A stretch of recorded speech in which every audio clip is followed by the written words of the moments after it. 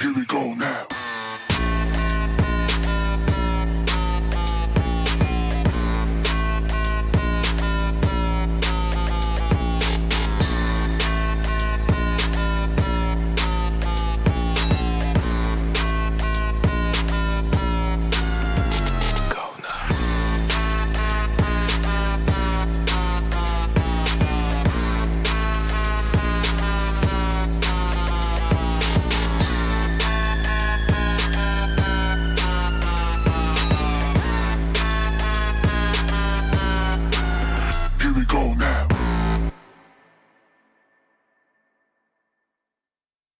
Here we go now. Here we go now. Here we go now.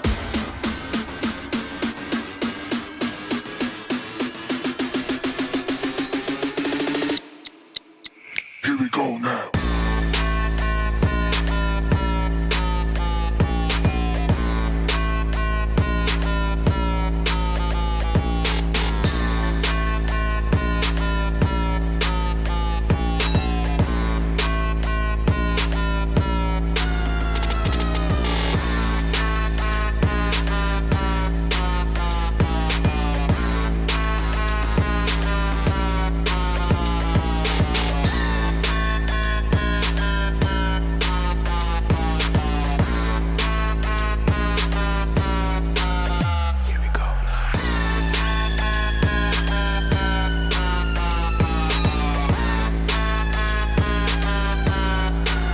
Here we go now.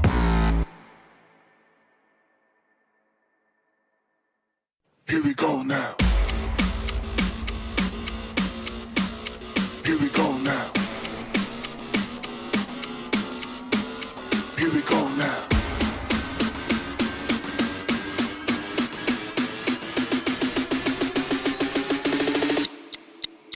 Here we go now.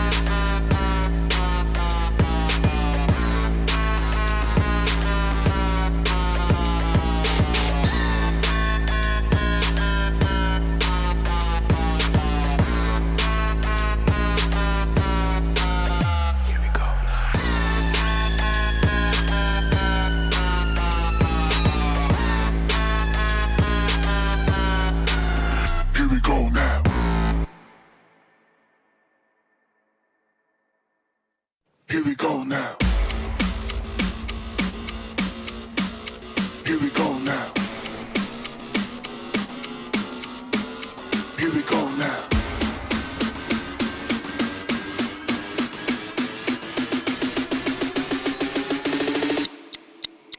Here we go now.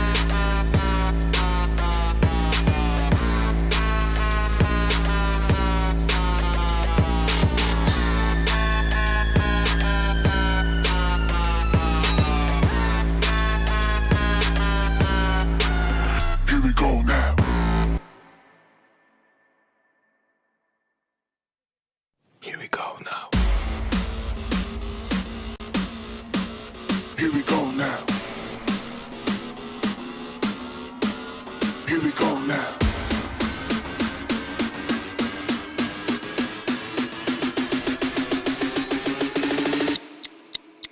Here we go now.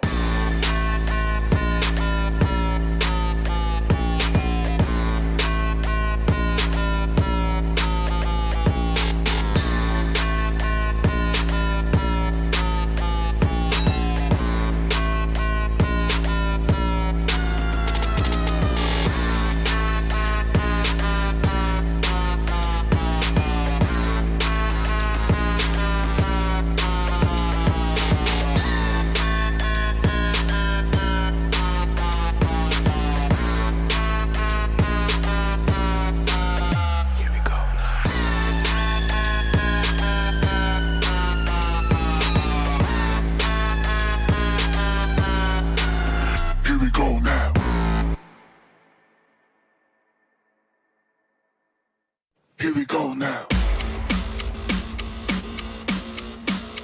Here we go now. Here we go now.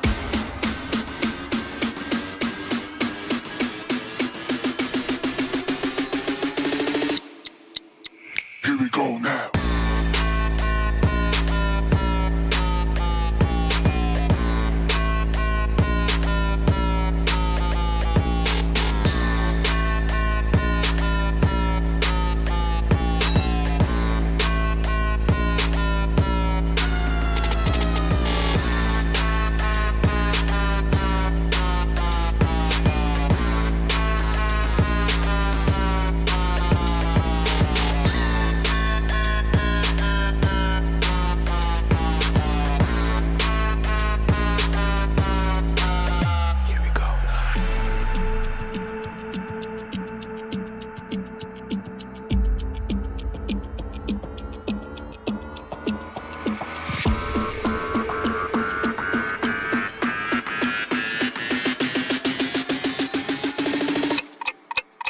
Here we go now.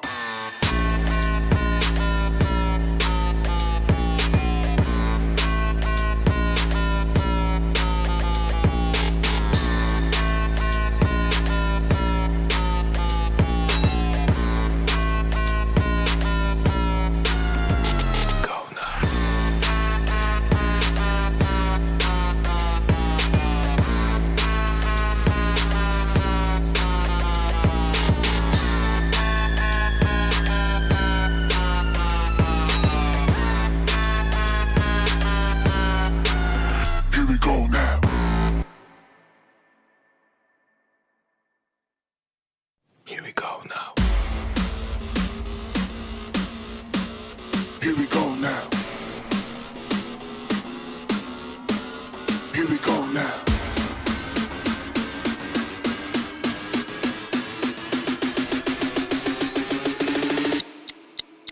Here we go now.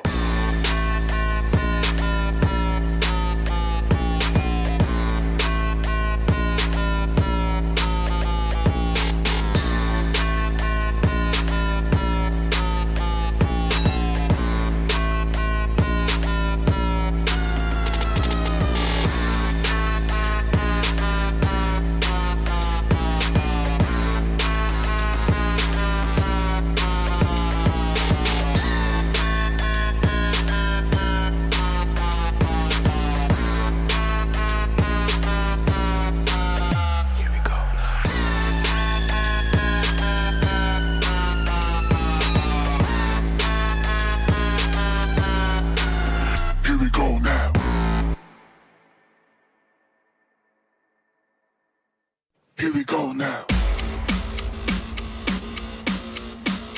Here we go now. Here we go now.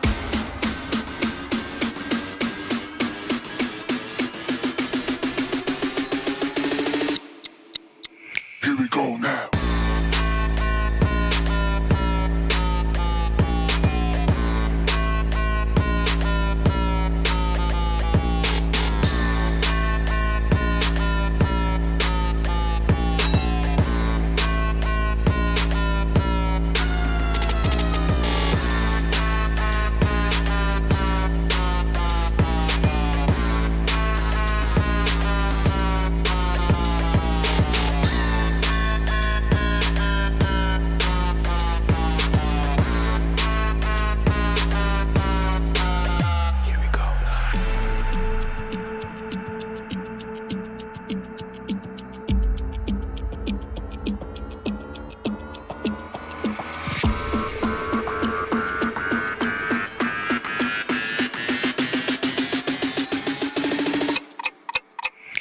go now.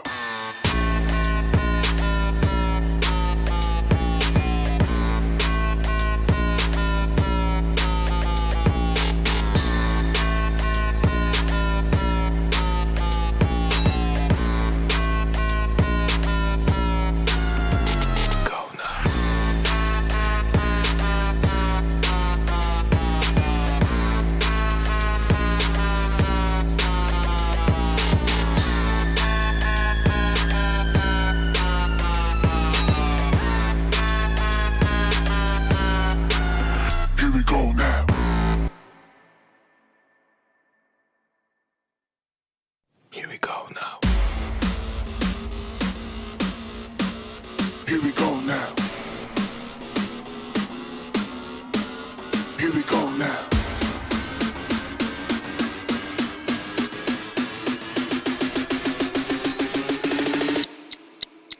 Here we go now.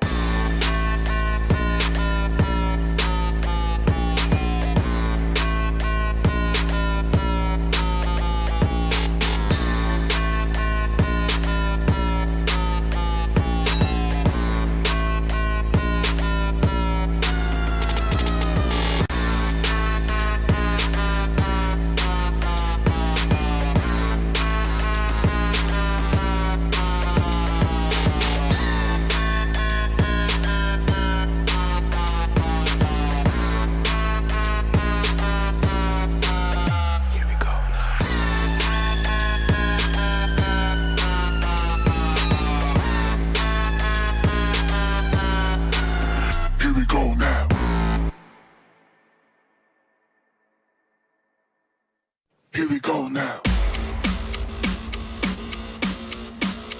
Here we go now. Here we go now.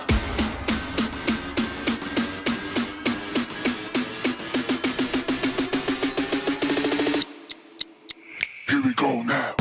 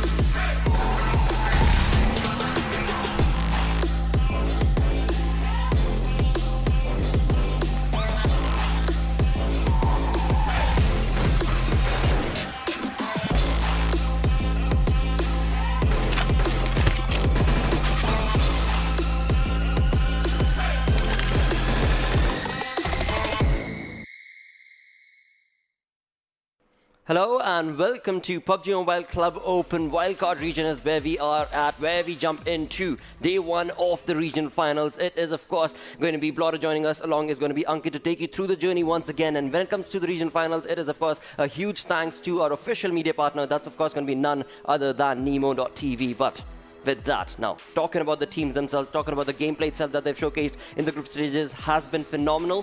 But these top 16 teams that have moved on forth are now going to have to battle it out because there is a lot on the stake. Exactly. Right? I mean, we were talking about all these things at stake, but what a journey it has been. I mean, the semi-finals teams have really showed to showcase their best of the best performance, and doing that, some teams really tried to overpower them. Some teams were really trying hard, but all in all, I mean, we have reached to a stage where one team will be getting that chance for that stage. And obviously a lot of prize pool is also on the stake. Absolutely. When we talk about that prize pool, we are of course going to be looking at that entire graphic that will showcase $29,200 is the massive prize pool indeed. But now, when we move on down from the 32 teams that participated in the group stages all the way down into the region finals, only 16 are going to be part of this entire saga. And in that, the first placeholder, the one at the end of the regional finals, will be qualifying for PMPL Season 4. Along with walking away, they will be having $3,600 in their bank. So a pretty decent affair for themselves. And as you move on to the second position, $2,000, followed in with third,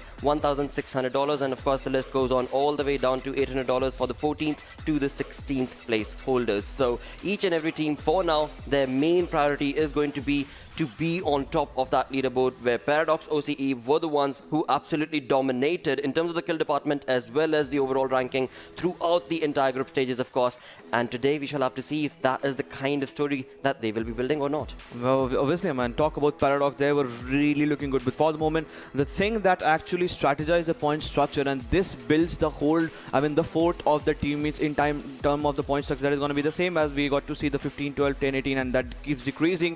But for the moment, it is going to be the squad roster that we will be getting to see a lot of teams that will be coming into action. Talk about Paradox, also Furyx, Nepoz team, Ronak and Ixcel. All the 4 teams, they're really top of the chart. Then we got to see PUBG Minion, Entity Nepal, Fiat and SCL EnvyUS. So now these 2 teams, PUBG Minion Esports and SCL EnvyUS, they really started their journey off on a very high in their semi-finals, but somewhere down the line they finished not in terms of that competency that they really showcased in the day one. Absolutely. Talk about PUBG Minion Esports, right? They played phenomenally well for themselves during the group stages. Of course, they found themselves in the 5th on the overall ranking and were there without taking a chicken dinner for themselves. So a huge undertaking for the team that certainly did favor the side of that team. But as we move on along with the squads that are going to be playing today, we of course are going to be greeted with Illuminate Crew, 4 Godawari Fighters, Rogue Nation, and finally to close the deal off, it is going to be Team ZeroDeath. Now those teams certainly were the ones who just barely made it in, but today they will have a clean slate to start their day off, and of course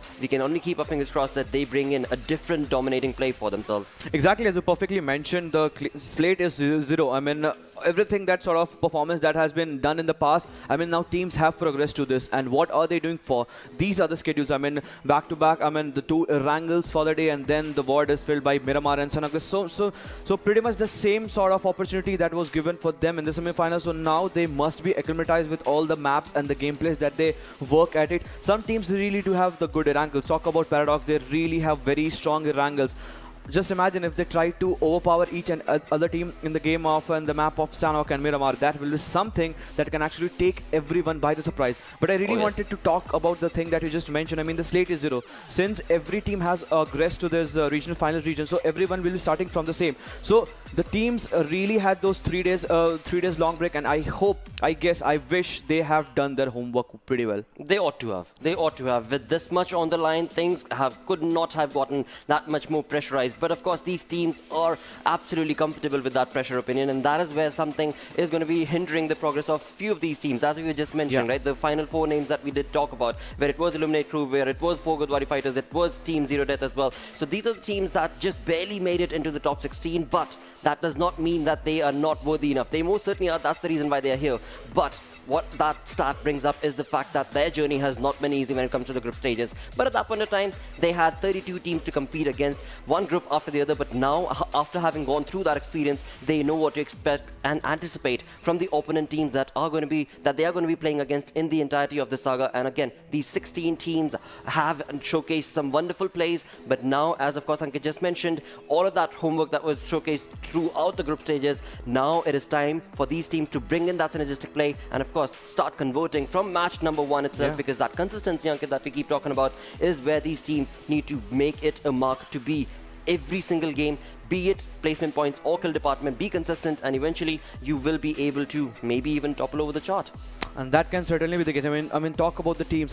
Now I really want some other teams to just chime up and talk about Paradox OC. They finished their journey pretty well in terms of kill and placement deployments. Some teams were really looking good in terms of kills. Talk about Ixcel and talk about some teams like Team Ronak. They really tried to match the number of kills that Paradox OC stood. But somewhere down the line, they really faltered down on the placement point that should have in their favor. But since now, as you perfectly mentioned a moment ago, The slate is zero. I mean, everything starts from here itself, and they really need to give every sort of opportunity, every sort of competency right off the go, right from the first match of itself. Of that is going to be Erangel. But since that is going to be the 4 matches for the day, I mean, the opportunity is still the pretty much same as we just saw in the semi-finals.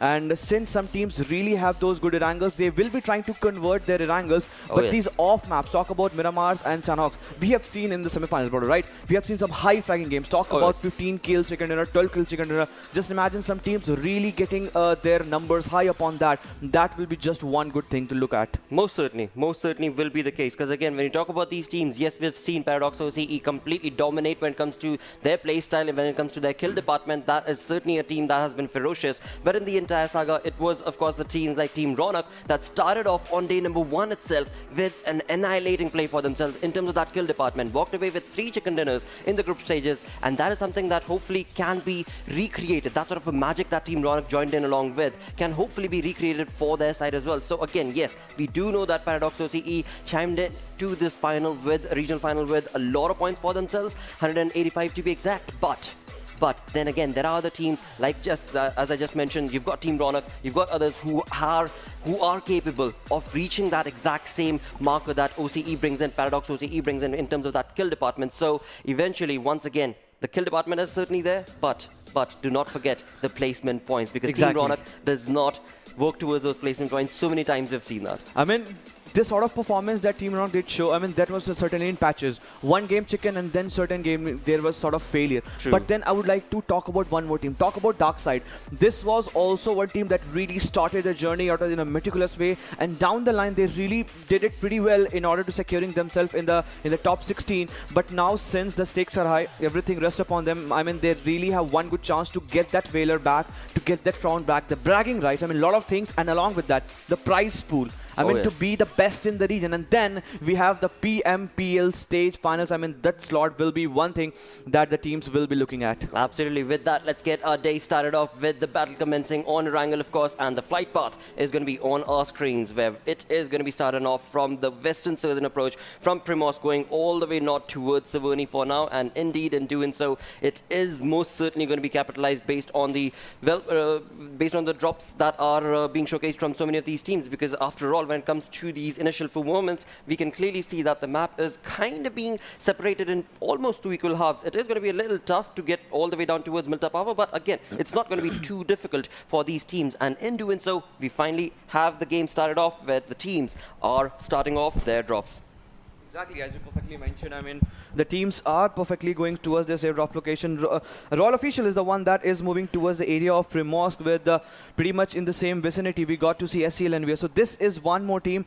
If you remember, they really had some good sort of strategies. They dropped down the players towards the area of Gatka and downtown towards the area of Gatka, and then the players were in a split of Fairy Pier. Now we get to see some sort of congregated approach where players are pretty much, I mean, distant, but still not enough to get that counted. With PUBG Minion moving towards the area of military base, it is going to be the solo team in that military base island. And since we got to see some notorious shift in that semi-finals itself, we might be getting to see some sort of, I mean, the curveball that you just talked about. If that happens right off the go in the first game of Erangel, I'll be really fascinated to see. Well, talk about curveballs. We've got the zone, the first phase itself being dropped on right here, on towards the western side of the map itself, which for the moment is certainly going to be favoring so many of these teams. But of course, as the game and the journey continues on, which team will be the one that will bring in those first early bloods and knocks is what the conversation will be. And for the moment, it certainly does not look to be the case. We do not have so many of these teams that are in the vicinity of each other. We, of course, are being looked on upon towards ZeroDeath. This is a team that, of course, graduated, so to say, into the regional finals on the 16th position and were able to topple over and come in with a huge undertaking. But eventually, as their gameplay progressed during the group stages, they were not allowed to get a chicken dinner. When it came down to their kills department, they walked away with 33 kills in total. So that kind of a start will need to be retaliated against, because after all, when it comes to the leaders in this lobby, it was Paradoxo UCE with 99 kills for themselves. So 33 kills on the 16th position holder compared to the first position holder that was a of course, walking away with 99 kills is a huge undertaking for the side of Team ZeroDeath. But on the other front, we are talking about the team that, of course, did walk away on that first position in the group stages itself, and that is going to be the side of Paradox OCE, where it was none other than Hazard who was absolutely dominating in that kill department again and again with some incredible perfect plays and synergistic approaches that his teammates were actually helping him with as well. Exactly, and not only Hazard, it's other teammate also. Talk about Quit. This is the one player, the one good player that always works in tandem. Whenever Hazard is just looking up to charge onto the players, he really gives the assistant, the team as a whole, and the player individually, Hazard wants, and he is the one that really shines in. I mean, all the three players, and since in the latter days of these, the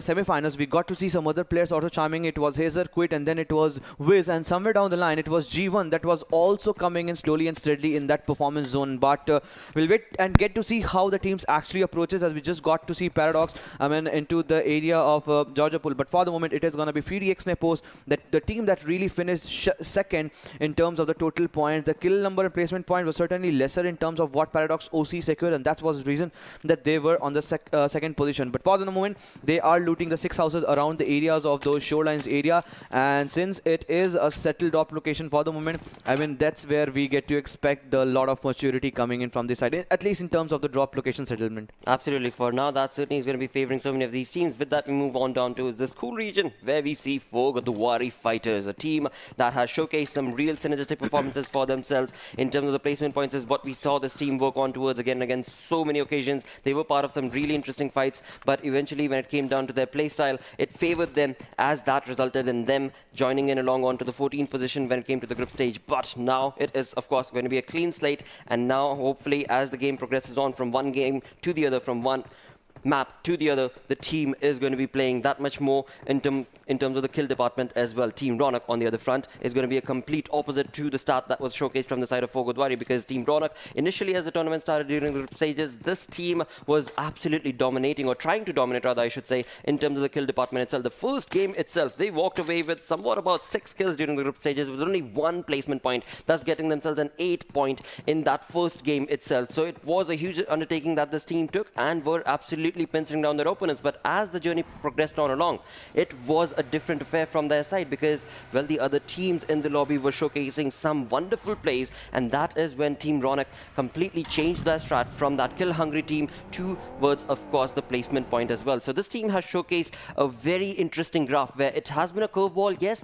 but they found that synergy by the end of it. And now, hopefully, as we get started off with the regional finals itself, that synergy will continue on forth to give them the momentum that is required for them to be able to just bring in that strat for themselves and perhaps find themselves in the top 3 or maybe even on the top position. That's the flexibility you want. I mean, in a particular lobby as big as this, I mean, you just cannot rely upon one sort of strategies. As you just mentioned, Team Ronak was going kill hungry in the early stage of the game, and somewhere down the line, when they realized that it is not going to be an easy task to get those kills secured, but and that was the reason that I guess that really made them change their strategy. For the moment, it was SCL EnvyUS that was pretty much close to where FreeDX Nepoz is. We just got to see a moment ago FreeDX players were trying to loot out all these compounds, and since they have given a lot of shots onto the players of SCL EnvyUS, it seems that now the players won't be coming in the crosshair of FreeDX Nepoz. And this is also one good team that doesn't shy away from taking any sort of fight, be it the close range, be it the semi to long distance fight. This is one team that really is up to any sort of fight, and we just got to see the way they just tried to flew away with the help of those shots being hounded down onto the players of SCL EnvyUS. And for the moment, SCL EnvyUS have moved away from this location, but since a lot of shots have been peppered onto them, they know that they don't need to come under the 300-400 meters of this area for the moment. Absolutely, they certainly will not be taking any chances. That's going to be from the side of course, SCL EnvyUS, as that team is also a pretty fierce team that has showcased some perfect plays for themselves during the group stages. But for now, when it comes down to the play style, all of these teams have a different approach. A few of them are certainly going to be pincering down their opponents, whereas the others are going to be creating that sort of a slow, low-key start into the game altogether itself. And talking about Entity Nepal, this is a team that has started off the journey with just a 3-man squad right off the bat on day number 1 itself. And that is something that we shall have to see maybe is going to be a factor for them to play maybe an offensive or maybe a defensive, perhaps a defensive, because they find themselves down towards the northern part of the map right now towards Saverni. And of course, they are planning on making that rotation. As we can see, one of the players is in the vehicle, but there is going to be no other team around that region to give them that contestation, and that hopefully and surely should be able to work in terms of that team's rotation. Eventually, as we make this game progress on along, it is going to be towards this cool region where we do see the team of Godawari being closed in upon from another team that is going to be making that rotation. But for now, it seems like the Legends are not going to be stopping down towards the school region. They are going to be moving away from that side, but they best be careful, because as soon as they do so, there are going to be other teams in the vicinity, like we've got, of course, Darksyde's Klaus right there. But for now, once again, when it comes to those early contestations, it is not looking like any team is going to be that very close for the early contestations. But talk about rotations coming in from the Georgia Pole region itself. We are looking at, of course, Rogue Nation along with Paradox, who have just made that rotation away from that situation itself. And in that entire saga towards the northwestern front of the zone itself, there could be the rotation that could be caught off guard had Paradox decided to stop, or maybe now Rogue Nation have the chance to do so. But it seems like that will not be the case, because it is going to be Entity Nepal going in towards the exact same spot that those teams are going to be making that rotation, and that is something that Illuminate crew could very well fire back upon the player of Entity Nepal, and that's going to be, let's do it. That can be the case. That can be the case for the moment, as Entity Nepal is slowly and steadily moving towards the same area where we got to see Eliminate Crew as position. With Rogue team is still on the back end side. I'm really waiting to see what sort of rotation they are taking. Yes, they will be taking the western extreme side of those bridges to make an entry. But I'm surprised, brother, because Pochinki is completely left vacant, and the Georgia Pool mountain that we get to see on the southern side is also completely left vacant. And now it seems that after the first circle shift, now the teams more and more, they will be making a move into the circle, and in doing so, it will be some sort of skirmish that might be finding themselves. And on the northern side, we just got to see Entity Nepal, let's do it, is just trying to pin down the player, as just mentioned a moment ago. I mean, these are some real good fights that can real turn ugly, but for the moment, it is going to be Ixcel that will be making a safe entry into the zone. But the question still remains, how are going to be the players of Entity Nepal? Just the three-man roster will be making an entry. They won't be, as let's do it as it finished. Well, this is not looking good for the side of Entity Nepal indeed, where they have given away one of the points from their side, and of course being the three-man squad has now resulted in a two-man army going up against the players of Ixcel indeed, and it is going to be none other than Assassin, who is looking very much in control, because he was able to get that 1 point for his team. But now, of course, his health itself has been brought down so low, but never mind, he's certainly going to be getting that first aid working for himself. And on the other front, when it comes down to his teammates, we are looking at Ixcel's MVP making a flank rotation against the positioning of Mahang. Now, Mahang is a player from the side of Entity Nepal who has showcased some perfect plays for the side of this team. He has been very aggressive in terms of the stances that he's been able to make. But now, as he goes up against the 4-man roster of Ixcel, it is not going to be easy, because we can clearly see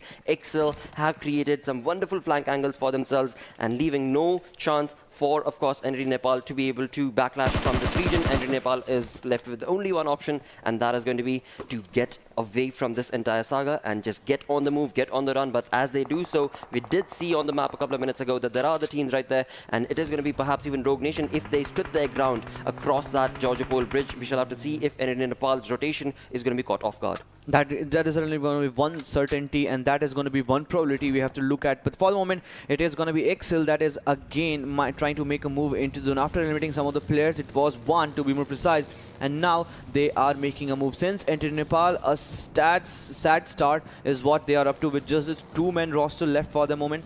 I mean, this is going to be one pitiable chance for them, because they just really need to find themselves on the edge of the circle, maybe trying to find themselves on the area of hospital, and then just wait and see how the circle makes a shift. But still, the Pochinki region is completely left barren. That means the team are expecting the circle to come closer towards the area of Gatka, or the western side of Gatka, or the northern side of Query. And in that, we got to see, I mean, a lot of team into the central line area. Talk about 4 Godawari fighters, talk about Fears of Death. I mean, team Ronak, Paradox, a lot of team are in the center of the circle. But one thing is common among them is that they are not willing to take up the fight. They know there are gunshots, there are the vehicles are moving slowly and steadily around them. It is being loitered around, but one thing is for sure, that they are not taking the fight. That means they are settling for the peace for a moment, and it seems that once the circle goes for a shift, the players might be caughting their opponents off guard in those rotations. Absolutely, that most certainly can be anticipated indeed. As we move on along, it is going to be a few of these teams that are taking on a little bit of that control of the position that they find themselves in, and with that, we move on towards the side of PUBG Minions themselves, and they have gotten the comfort of this perfect perfect airdrop for themselves with AUG as well as, of course, the level 3 kit working for themselves. And this is going to be towards the side of Pochinki. So finally, we do see a team moving that rotation down from the Pochinki region itself. And in doing so, it is going to be PUBG Minions who have walked away with, of course, right here, Oho, walking away with, of course, all of that level 7, level 3 kit, but also a ghillie suit. So that is going to be an interesting affair for them because they might be able to certainly utilize it in their favor. But as they do so now, the circle, of course, has moved away, as, of course, Ankit was just mentioning, down towards the western front of this map. Indeed, Nepal, this is not looking good for them because they are finding themselves in a centralized position because there are already 3 to 4 teams aligned, and it is going to be Rogue Nation pretty much close towards where they are positioned for the moment. And on the back end side, onto the northeastern side, there is one big team that is going to be Paradox. But since Paradox is going for the different sort of rotation, it seems that now they might be playing the eastern edge of the circle. But in that, it is going to be Ixcel that is retreating away because they know that it is going to be one big giant. If they want to collide, they can, but there is a big chance that they might perish, and just because that they are not taking any sort of chance. But face of that is also making an entry from the southeastern side, and they might face some teams that is present in that trenches area. We just got to see with Ixcel also retreating back and back. It is not going to be an easy task because in the area where the circle has actually shown, there is not a lot of compounds that you can hold. There are just 1 or 2, and in that it is going to be Paradox OC that have decided to play all these ridges and dips with all 4 players aligned on 4 different directions. This is another way to play, I mean, these sort of circles. Most certainly, I mean, Paradox know exactly what they're doing. But on the other front, it is going to be none other than, of course, Godawari, who find themselves against the players of FOD right here. And it is going to be, of course, the players of Face of Death who are facing their own death because it is 4 Godawari fighters who are just reigning supreme on towards the team of FOD. And on the other front, it is going to be Royal Officials also taking on a fight and onslaught on towards their opponents. But eventually, when it comes down to this playstyle that is being showcased between 4 Godawari fighters against the players of FOD, it is not looking good. For Face of Death, have 2 of their players already knocked. A kill has not been given away yet, but it is not going to be easy because Mercy, as well as, of course, his teammate, they are trying their level best to just bring in a complete stop to the onslaught brought in from the side of 4 Godawari fighters. But will the smoke be enough? Will the... No, it will not. It is going to be 4 Godawari fighters who will push on along and get those kills confirmed for themselves, and they are still not done. They are still going to be kill hungry. Even if there is a smoke wall being created, that's not going to be stopping them because after all, the nades are going to be parading from the side of 4 Godawari fighters, and in doing so, it is going to be Sabine absolutely braining in Supreme, but Zeem's Gaming's nade absolutely decimating the competition, bringing in a kill for himself as well, and now it is going to be Face of Death left with only 2 players surviving, and the smoke is the only thing that is giving them that mercy in this fight for the moment. And in doing so, it is going to be Mercy and Lipu Sir that is still surviving, and Smoke, I guess, that might be getting finished off in a moment or so, and that will the moment where Face of Death might finding themselves in some sort of trickier situation and just realizing the situation.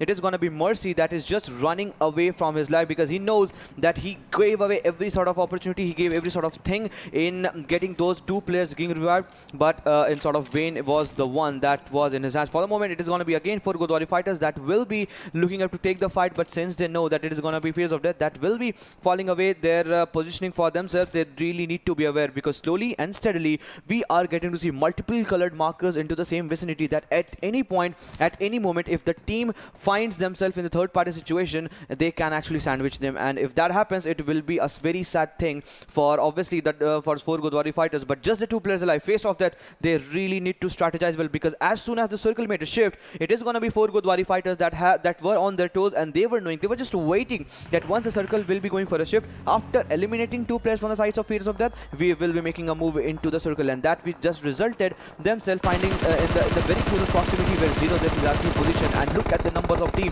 and in that it is going to be Darksyde that will be, I guess, will be getting the most of the most favor. I mean, the mountain on the southern side of Georgia Pool, the one that I really expect Paradox to have a complete control of it, that might be controlled by Darksyde for the moment. It certainly is looking like to be the case, but on the other front, it is going to be 4 Godawari fighters who are yet not done as they take on the players of Royal Officials indeed, and in doing so, they have been able to confirm 1 more kill for themselves. They've gotten 1 knock on their teammate, but eventually that's not going to be too big of a trouble because they will be able to get that smoke working in their favor and hopefully should be able to get that revival as well. But will they be allowed to do so because there are so many teams in the opponent, and we are looking at, of course, the likes of Paradox jamming in along against the players of Illuminate Crew as well, as Paradox is finally bringing in the kills for themselves, and in doing so, there is just absolute ruckus being created. 17 minutes into the game, 16 teams are still alive. PUBG Minions part of this entire saga as well, but Will they be allowed to bring in that domination and kill department working in their favor, because they do find themselves in the comfort of the zone but are out in the open? The only thing working for them are, of course, the smokes that they are creating, but will that be the only thing?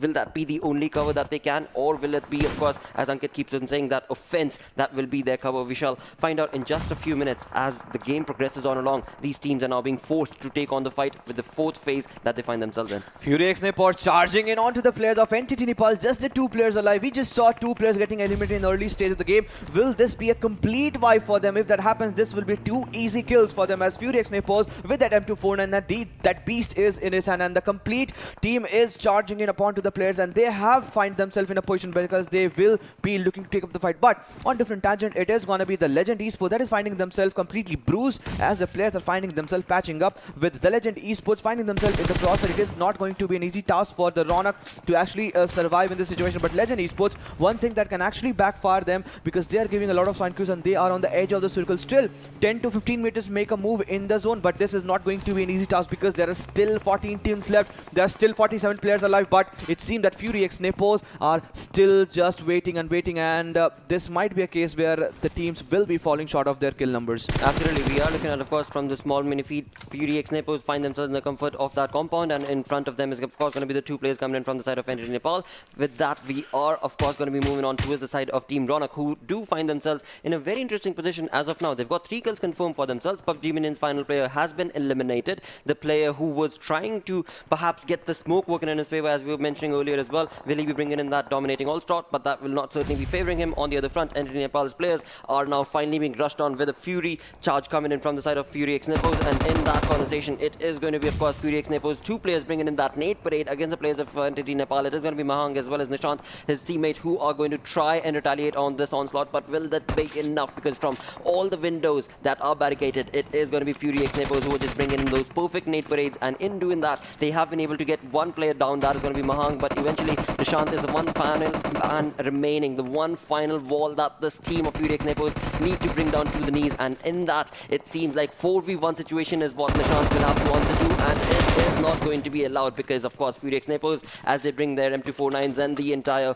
nade parade that they created, will be complete domination against the 2 players of Entity Nepal, and perfect turn of offense for the side of FURY Nepoz as they push along from one compound to the other compound with the safety of the circle. And in doing so, they resulted in getting the 3-4 kills that we got to see. FURY Nepoz completely looking furious at the moment. The Team Ronak, this is the moment where the Legend Esports will be getting backstabbed, because they are completely gatekeeping the situation and they are not allowing the Legend Esports to make a move into the circle. But in that, it is going to be a circle shift towards the southern side that will be completely favoring Team Ronak. Team Ronak in a complete commanding position if they just don't lose on too much of player. And in that, it is going to be again Punk faltering down, and this time it is going to be FURY Nepoz. So multiple team have their eyes set upon the Legend Esports, and this is going to be a daunting task for them to survive in this situation. On to a different tangent, it is going to be Team Ronak that is continuously trying to pin down the players from different directions, and Team Ronak, 1 grenade connects onto the face of Panda OP, and he now falls down, but he needs to make sure that it is going to be FURY Nepoz that is available in the same proximity, and if he actually produces a lot of sounds, a lot of noises in the situation, that can be 1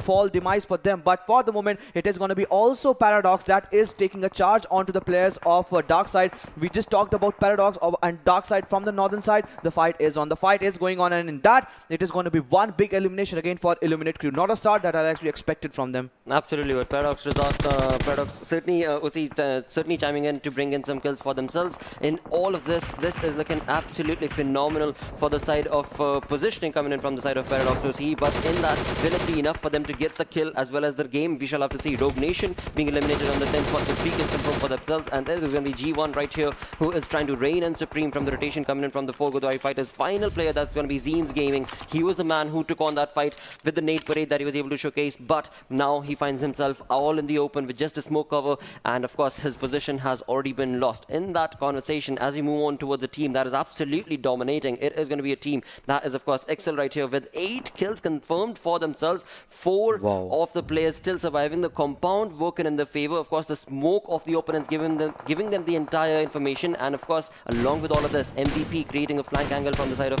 Ixcel is going to be just the way this Ixcel game wanted to see this first game and well, that is exactly what's favoring them. This game is absolutely favoring them with their positioning as well as the way the zone has moved away. now things can get tricky because the zone has absolutely moved away with 112 meters for this team to cover. It is going to be Paradox who will try and rein in Supreme, maybe to stop the rotation that Ixcel are trying to make. But along with that, there are still 7 more teams that are going to be part of the saga against Ixcel, and that's not going to be easy undertaking for Ixcel because now they find themselves in the vicinity of Tier 10. Yes, the nades are being brought on along, and Druzy Boy, he has absolutely no answer for now, but of course his teammates are going to be there to give him that cover fire. But will it be enough? Because they are out in the open. The vehicle is the only thing that is going to be favoring them, and with the nade parade that is being showcased from the side of Fury 10, it is not looking easy for the side of Ixcel to be able to walk away from the situation. Of course, Druzy Boy has been brought down to his knees. Kayak is not looking too good because his buggy as well as his position has been caught, and he will just run away, not allowing at all. What a play this has turned out to be. Exactly, I mean, both the teams did a detrimental amount of damage, and in that it is going to be Druzy Boy that just got finished off, and also some of the players from the sides of Fury 10, both the team getting amount of collateral damage. But 3 kill is where Ego is standing from the sides of Fury X Nepoz, and they are looking pretty strong at this moment. They are holding the south-western side of the circle, and there is some sort of hillock of which they are getting cover of, and in doing so, they are getting a lot of altitude. But for the moment, it is going to be Team Ronak pretty much close to where Team Ixcel is still trying to make a move into the circle with the Fear 10 getting 3 kills. They are eliminated, but all of a sudden it is going to be sort of truce-like situation because now I guess the player might be just waiting for one wrong moment, one wrong approach, and they will try to pin them down. But it is going to be Fury X Nepoz that are just not trying to stop. With that TP for 28 into his action, the players are looking pretty much strong at this moment as Ninjuric is just trying to injure the players onto the front-hand side. With a lot of player into the vicinity, it is going to be Kayak that is completely segregated away from his positioning of the rest of the teammates. Might be that a flank angle, might be some sort of different strategies. You have to still wait for that. Absolutely. For now, it is also going to be the side of Team ZeroDeath that is trying to reign in supreme with the 7 kills confirmed for themselves. 5 teams remaining with 24 minutes into this game. It has been an absolutely different sort of a conversation that these teams have showcased to us, and in that, it is going to be so many of these teams that were unexpected. Of course, we've got ZeroDeath right here with 7 kills working for themselves, and as the conversation moves on, it is going to be the Legends who find themselves with just a 1-man army, Team Ronak with a 2-man army, and this is not looking easy for the side of Ixcel, who were absolutely dominating in the initial game, initial moments of the game, as well as the game progressed on along towards the 20-minute marker. But now it is going to be just a 2-man squad that Ixcel is left with. They've got 9 kill confirmed for themselves, yes, but will that be enough? On the other front, it is going to be the side of Team Ronak with that 2-man army, with one of them not looking too good in terms of the health department. It is not looking easy for the other sides because eventually when it comes down to the way ZeroDeath have played this game, it is going to be their domination, but the only team that can stop them in their tracks is going to be Fury X Nepoz. The compound was certainly favoring them, ZeroDeath, in which they were trying to fortify themselves into, but since the circle has gone for a 6th shift, they now need to make a move out of the circle,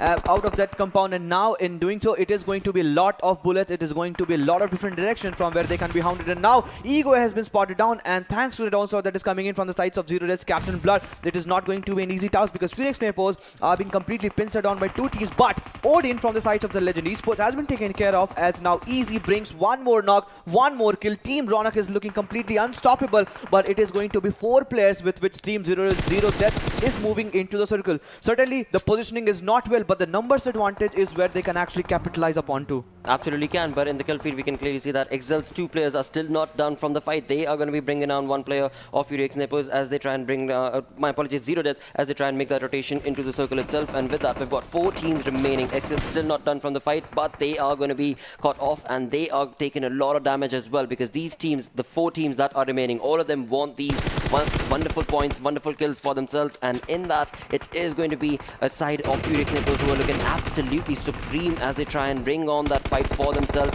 They have absolute information for the side, for the teams that are against them, but along with that, it is going to be the X-Factor Team Ronak's aggression that is going to be stopping Fury X Nepoz's rotation, and it is going to be the domination that Fury X Nepoz were trying to bring in that will be for the moment pinched down thanks to the 2 players from, of course, the side of Team Ronak. In this conversation, as these teams to fight, Ixcel has been eliminated thanks to ZeroDeath. And one team is getting a lot of benefit while Fury X Nepoz and Team Ronak is trying to engage in the fight, and that is going to be Team ZeroDeath. 4 players are still into the circle, they are still holding the edge of the circle. There are big rocks behind which they can take a shelter of. All the 4 players are just patching up the bruise that they have for the moment. They are just trying to get away from it with all medikits and those painkillers into action. It is not going to be an easy task for Fury X Nepoz to get closer towards the chicken because it is going to be one big team that is still waiting for them. But you really need to comment the way Easy and Summer, the only two guys that was still handing for the moment. But as soon as I said, it seemed that now Summer has been thrown away from this lobby, and this leaves down to Easy, the only player surviving with no first aid whatsoever, just the 9 bandages. He surely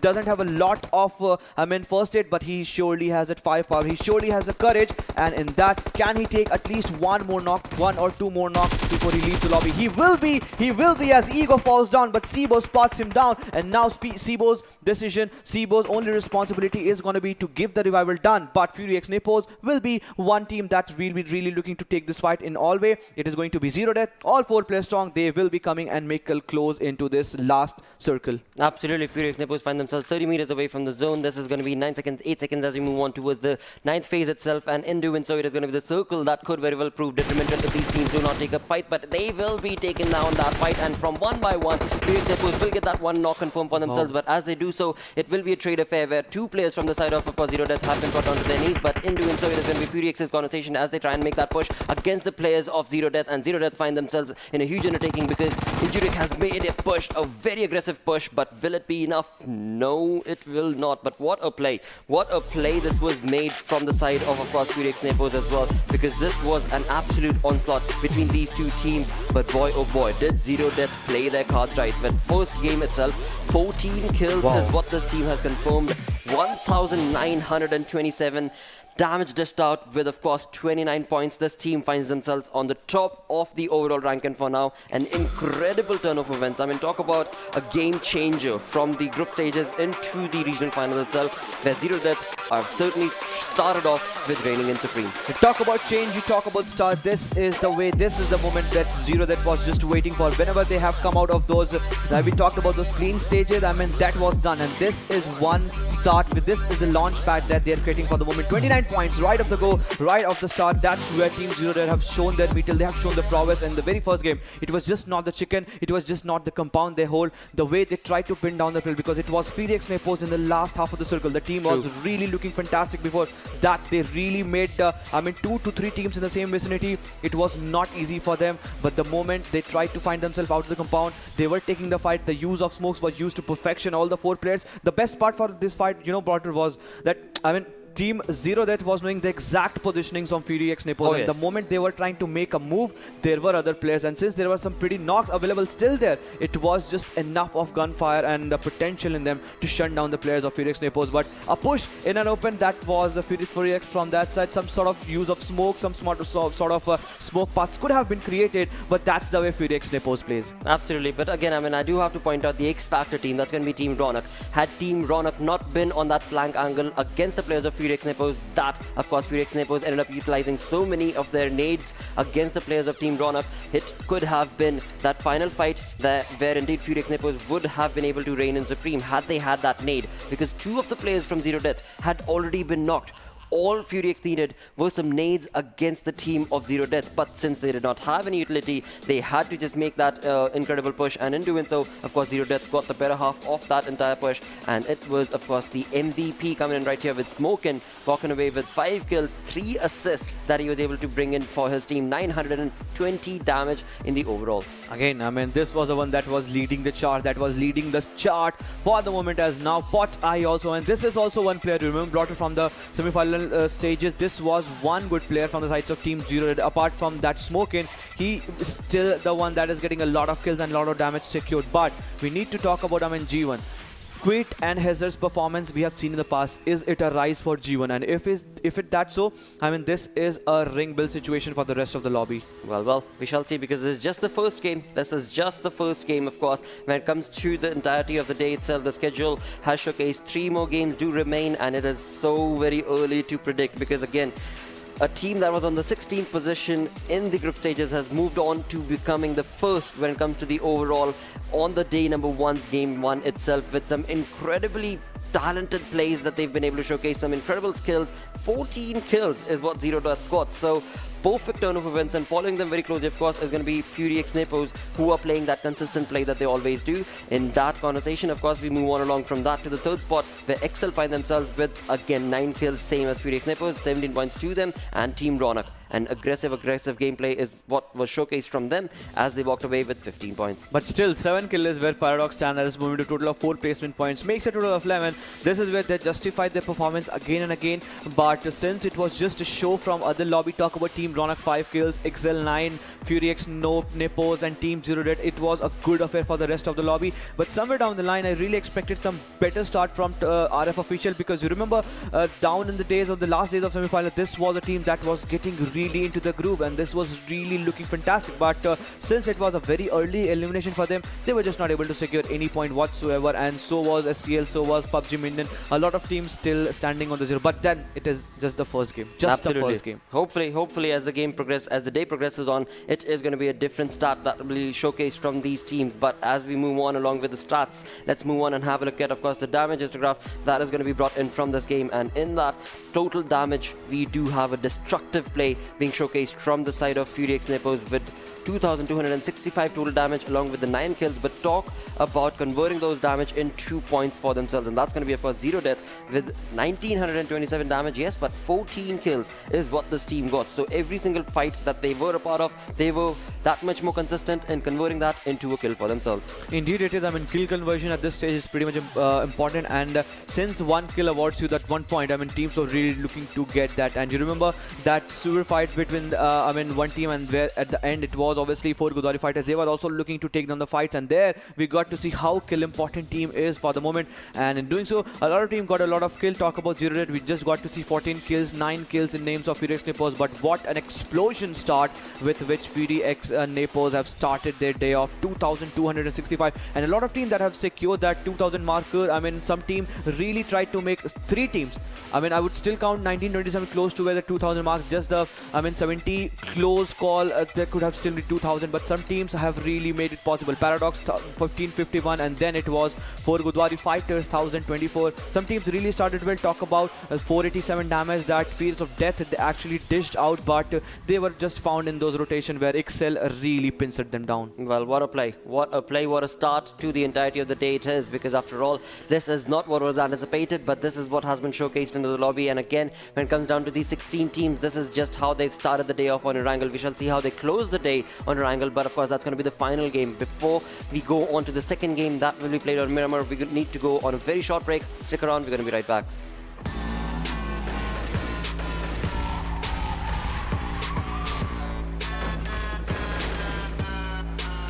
Here we go now.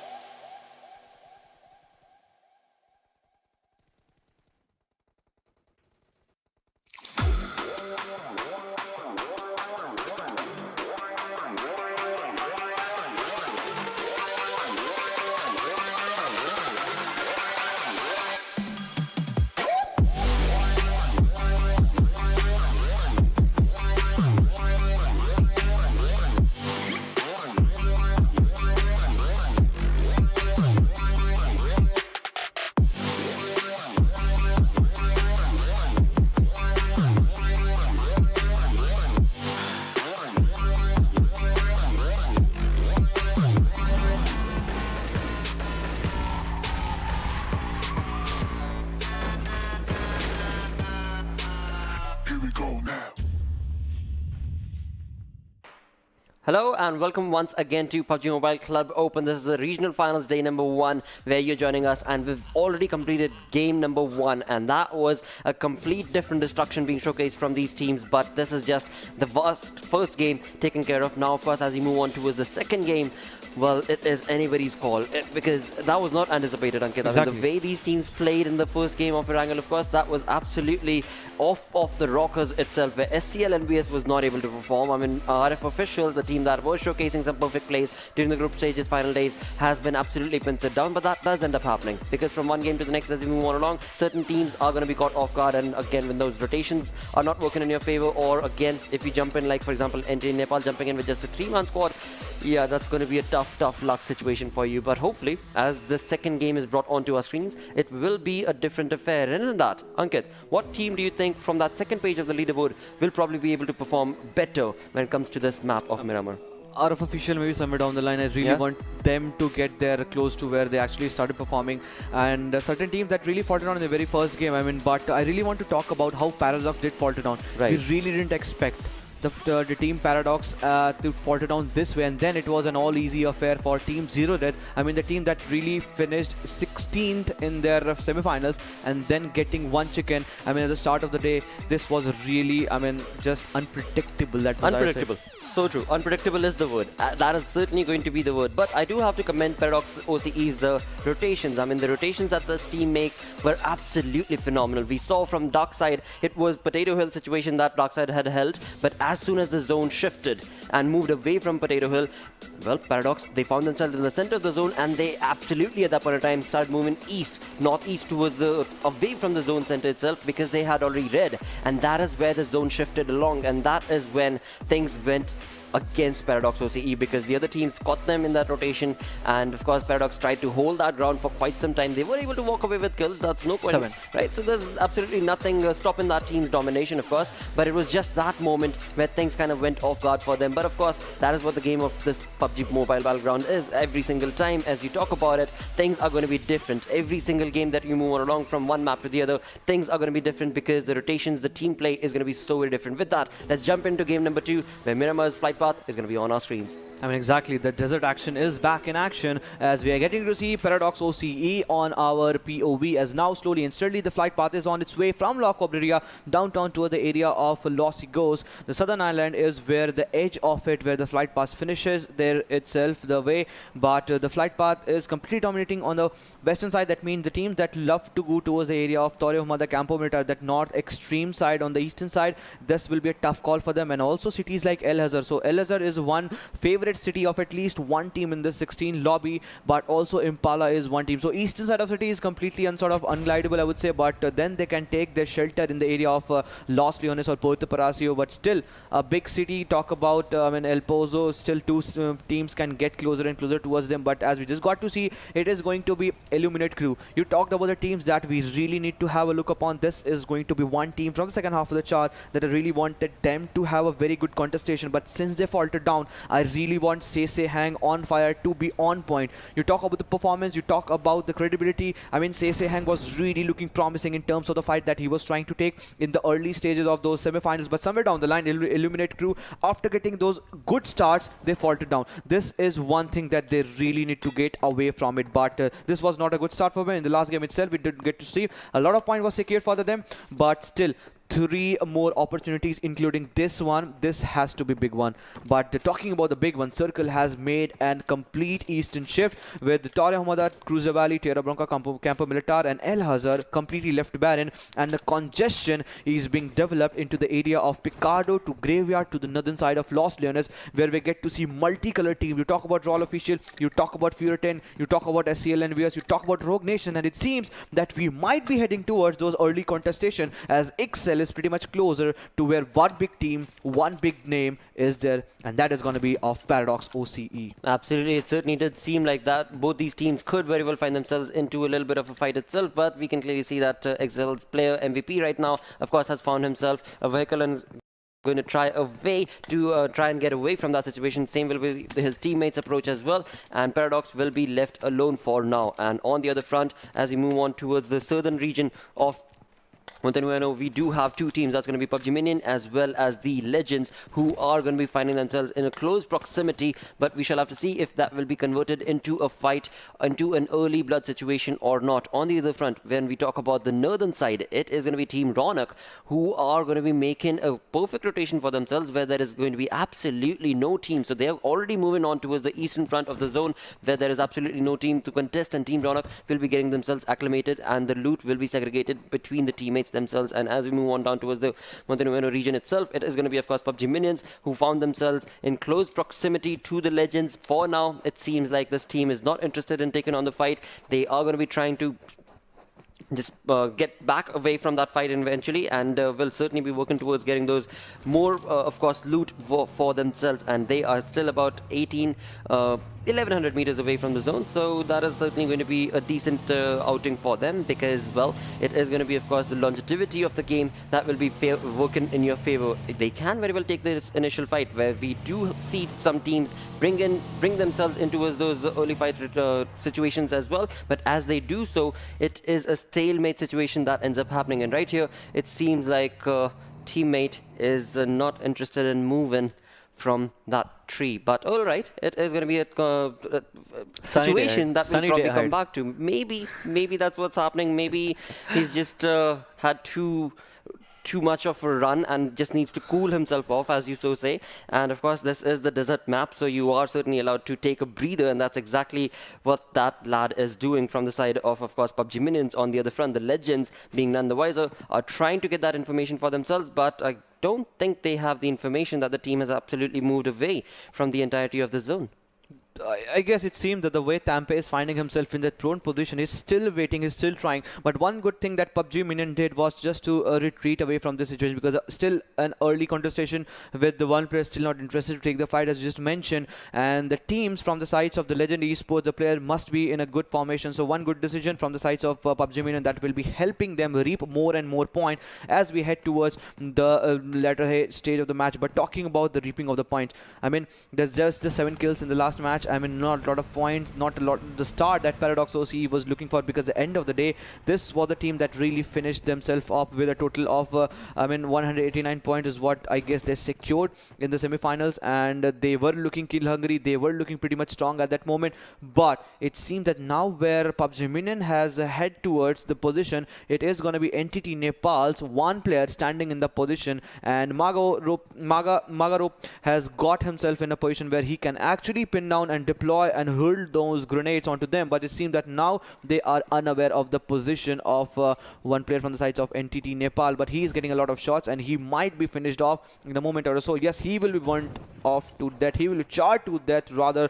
And what a good flank that is also created from the sides of PUBG Minion. One player is on a different angle, 2 player on a charge, and 1 player just we got to see. This is a one PUBG Minion Esports gameplay that we were missing for. Well, they certainly did take that fight in their favor, absolutely, because there was only one player, and there was no way that one player could take on this 4-man army from the side of PUBG Minions. But of course, the teammates of that one player are still up there. They are in the zone itself, and they know exactly where PUBG Minions are. Now, PUBG Minions, they need to make a rotation to get into the zone and take the fight head on against the players of NTT Nepal. NTT Nepal last time around did not have a decent outing for themselves. This time around they have 4 players, but right off the bat in the first 6 minutes itself have brought themselves down again to a 3-man squad. And in that, it is going to be PUBG Minions reigning in supreme, as they have been able to get the kill confirmed and have been able to make a rotation away from that area as well, as they get themselves in the comfort of the zone. Things are looking good for PUBG Minions for the moment, as of course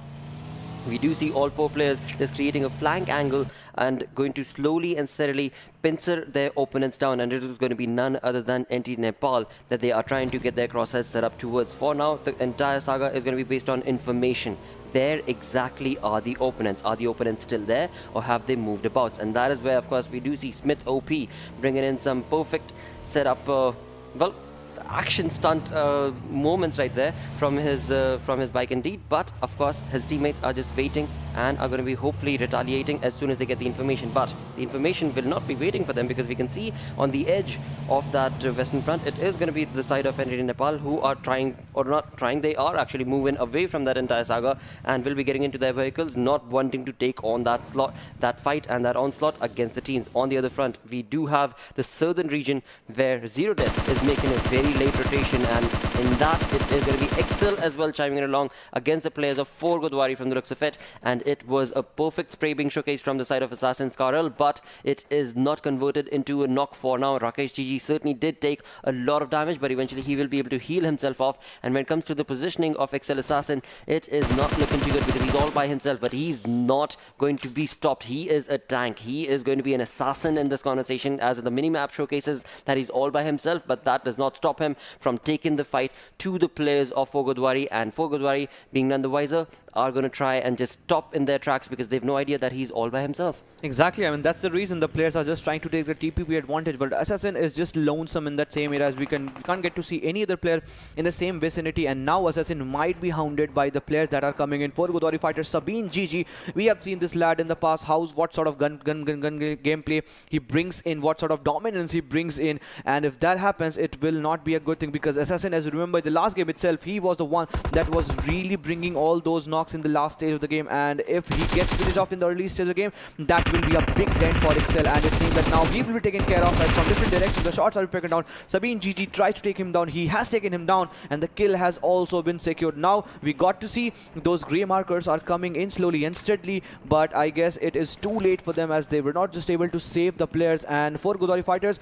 might be just outplayed with the positioning, but still Ixcel really need to have work hard in this sort of situation, because 4 Godawari fighters, we know what sort of dominance they bring in, and in these early sort of game plays, they have got the start that they were looking for, and since they are still into the northeastern side of the circle, the zone is still favoring them. That means that they will be finding themselves into the safe haven of this compound. But on a different tangent, we are getting to see a lot of teams coming in from the southern side. Talk about the Legend Esports, PUBG Minion, they are also coming in. But before that happens, Elazar, it seems that it is the area of contestation where we're getting to see Rogue Nation trying to finish off the player with Hitman, making a charge in onto the players of Fearton, and Willard has been completely finished. This was the one lad from the sides of Fearton that was really deploying some sort of good grenades in the game of Erangel, and since he has been taken away in this very early stage of the game, a lot of team is now and will be now playing with just the 3-man alive. I mean, 3 to 4 teams at least for the rest of the match in this game of Miramar. Absolutely. We're 10 minutes into the game, and the onslaught is just being brought on along. Ixcel chiming in against the players of course, 4 Godawari right there in the kill feed, and Ixcel have been able to confirm that knock for themselves. Will it be a confirmed kill? We shall have to see. But of course, we just saw a few minutes ago, it was the side of 4 Godawari who were into a better half of the fight, where they did get that 1 point secured for themselves. But of course, in that, they have given away information to another team that was Ixcel in the vicinity, and Ixcel has certainly decided to retaliate. Ixcel's assassin was certainly knocked down, but it is going to be his teammates who are trying to get that revenge created, and with this massive flank angle that the side of Ixcel have fanned out themselves in this approach, it is going to be not an easy undertaking for the side of Ixcel to bring the players of 4 Godawari down to their knees. As of course Ankit was just mentioning, so many teams we can clearly see are down to just a 3-man squad for the moment. But 1 knock, 1 secure. What a gameplay, Ixcel. I mean, impressive sort of 2-1 split. That is really impressing me for the moment. A fascinated push that is trying to give in. But for the moment, it is going to be SCL finding themselves still in open position. And this is the moment, this is the way where we can get to see a lot of vehicle has been destroyed. That means the Legend Esports were just caught in rotation. They were trying to make a move and not realizing the fact it is going to be Panda OP. Smokes are being used. Smoke wall, a big smoke wall is being used. That has to be at least of 30 meter if the Legend Esports have to just travel on their foot, on their bare foot, and make a move and try to give a revive onto Panda OP. That is seemingly not going to be the case, because still the distance is more, and SCL EnvyUS, they are just not shying away to spot down the player. Carl is on a different tangent. He might be taken down, but it seems that Shafi has also got a big dent onto his head. Absolutely. Mr. Tempe right here giving in that cover fire to his teammate, but eventually they have 2 players that have been already knocked, and when it comes to the cover itself, when it comes to the revival itself, it's not going to be an easy conversation for the side of Mr. Tampe, because he and his teammate, the call, are onto a flank angle, yes, but will it be enough against the push coming in from the side of three-man squad of SCL EnvyUS? SCL EnvyUS last time around were not able to get kills for themselves, were not able to get placement points for themselves, so this time they are very much trying to confirm the kills. They have been able to get the 2 knocks, but the 2 knocks that they've been able to confirm have not been converted into kills as of now, and Carl is going to get very close to Mr. Tampe as well, as they are probably trying to now confirm this zone to be moving away from them. They are going to try and get themselves into a better position, to a better compound, and of course we shall see if that will be allowed from the side of SCL EnvyUS or not. 1 kill certainly has been confirmed, the first knock that was seen from the side of SCL EnvyUS against the players of the Legends. It is of course Panda that was lost to the cause, and in that SCL EnvyUS have that 1 point confirmed, but will it be enough? On the other front of the game itself, it is going to be towards the center of the zone, where Paradox has taken on the fight against the players of NG Nepal, and SCL EnvyUS right here on our screens are certainly going to be obliterating as much as they can from the side of course the Legends. Carl and Mr. Tampe trying their level best to hold their fort, but it is not looking easy, because SCL EnvyUS is bringing in a supreme force against these players. Even though the zone is going to be moving away, 1100, basically 1100 meters is what both these teams have to move on towards, but first they want to confirm the kills, they want to be able to get those points, and then they shall decide to make that push. Shafi has gone down, that means he won't be safe for the moment, as now Feriwala is making a charge, and these are the 2 things that he need to fight. He is facing the blues, he is facing the onslaught that is coming in from the side of Feriwala. We remember Feriwala from the sides of semi-finals, where he was looking absolutely gobsmackingly well in terms of the gun power he brings, and since now Feriwala is also on a charge, it is not going to be an easy affair for Tampe to make a move away from his. He still has the Ronnie truck, but he has the amount of time to find himself away from this position? That is going to be the big question, because as soon as he finds himself into that Ronnie truck, he might be taken down, as now Feriwala is also trying to retreat away from this situation. But does Tampe know that it is going to be the last player from his side, and he really need all the placement points? Feriwala getting those vehicles is one good thing, and just make a move into the zone. This is going to be a wise decision, a tough call for Tampe, because he still has 1 first aid, 8 bandages, lot of healing still to go, just the 3rd zone, but still he's the one man alive, with all other players from the sides of SCL just waiting for him. He knows this pretty well, that there are paid players waiting for him, and now he sees the formation making a move, and it seems that now SCL will be falling themselves away, and if they do so, it will be again Tampe following their same route. Absolutely could be the case, but we shall have to see if Master Tampe will be allowed from the side of the zone itself to get this rotation made, where they have to cover 1000+ meters to get into the comfort of the zone. On the other front, during this fight, it was Ixcel who were lost to the cause, thanks to of course Fiat 10's approach, and in doing so, Ixcel were able to get that 1 kill confirmed for themselves, but that will pretty much be it. And as this game progresses on along, Paradox has been chiming in to the kill feed again and again, showcasing some perfect knocks for themselves. As of now, the kill department has only given them that 1 point, but will it be enough is what we shall have to see, because Paradox, of course, we do know reign and supreme when it comes to those kill departments, when it comes to the domination that the team is known for, and they find themselves in a close vicinity against the players of Royal Official. For now, Royal Officials are going to be confirming themselves into the compound itself, and right next to them, Paradox, if they have the information, will most certainly be creating a flank angle to absolutely dominate against these players. Paradox is getting control of all those important ridges that we get to see in the area of St. Martin. The distance is pretty much less, but it seems that the fight is still, they won't be taking the fight for the moment, as now the player might be making a move into the circle. And yes, there we go, 200 meters is what they need to travel with the help of all those buggies and those Ronnie trucks and those open mirror doors, and even bus is where with which Quit is traveling for the moment. It is going to be an easy task for him, because there is one team in the same vicinity, but still far away to initiate the fight for the moment, as now Quit is making a move. SCL Hanaf has been taken down thanks to the play zone, and play zone is becoming the MVP for the moment, as headers from the sides of Fear 10 also goes down, and 2 parallel rotation is going in, one from the sides of Royal Officials and right hand from the sides of Paradox OCE, with one player getting in a complete vicinity, getting close to where Team ZeroDeath is there. Does Quit has the smallest of that idea, smallest of that advantage, that he knows that there is going to be one team that is still in the position. He still needs the backup. But it seems that play zone is taking care of a lot of player onto different tangent. It is going to be fear of that is taking players down slowly and steadily. With 4 Godawari fighters, Rakesh GG has been taken away from this match.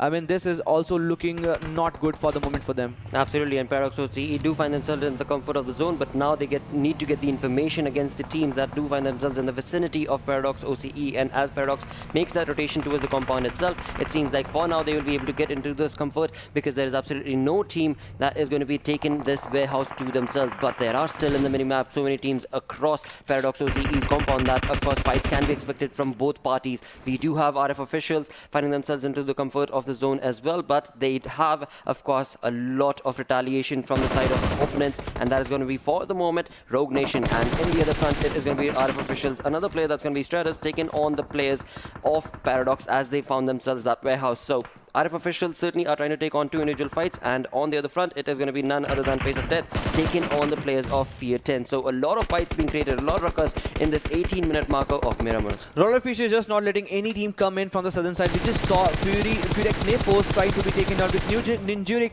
just trying to survive the onslaught that was coming in. He was just safe in that moment, and since the vehicle has been burned off, he will be able to take down. He still survives. He really tried those tap shots onto his head, but he still survives onto different tangent. It is going to be unstoppable Illuminate crew that is now trying to pincer down the players on the sides of Darksyde, and they are now looking in the groove. They are now looking in the groove as now Klaus has been finished, but Hazer all of a sudden has been pinned down and he's on its knee. He needs the revival. They are holding those important warehouse for the moment, and they know that there are other players in the same vicinity with one more player from the side of 4 Godawari fighter in the same vicinity. It is not going to be an easy task, as we just got to see the players are knowing the exact positioning of their opponents but still not trying to take the shot. With Hazer going down again, I guess this is second knock for him. He needs to make sure that those important moments, those important mates are not just wasted in just taking all these fights, and since they have the covers, I really don't knocks to be getting onto their head. Well, we shall see what sort of a play can Paradox be making, because they've given away their information to so many teams who have their crosshairs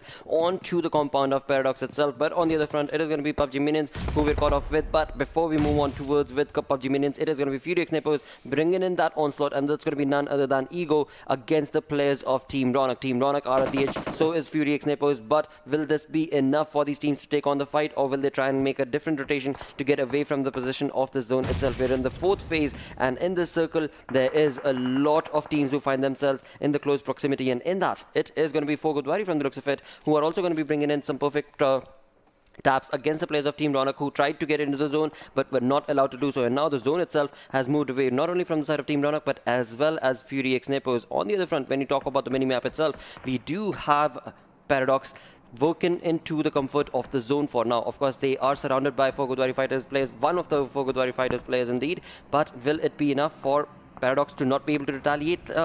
Probably not. Probably should not be the case, because Paradox, we do know, is a very, very aggressive team. On the other front, when I talk about the team of Team Ronak, well, the cover is certainly going to be from the smoke, and of course with the vehicle right next to them, he will be able to get that revival and hopefully will be able to cover the 130 meters to the comfort of the zone. Other front, it is going to be Royal officials taking on the fight to the face of Paradox once again as they bring in another knock. The fight is just exploding. The fight is just initiating as we now move towards the 5th zone. That means all of the teams that were on the eastern side of the circle, still Paradox is in the zone. Still 4 Godawari fighters, one player is still in the zone. There is a big split if you talk about the split between 4 Godawari fighters. The rest of the 2 players that are still surviving, one completely on the eastern edge of the circle and one completely on the eastern side where from the blues are coming. But Face of Death is really making it difficult for Team Ronak to make a move, as now all the 4 players are making a move. It is going to be Lupu that is trying to pincer down the players, and not only him, it is going to be Fury X Nepoz, and in doing so it is going to be not an easy task, as now Fury X Nepoz from the different directions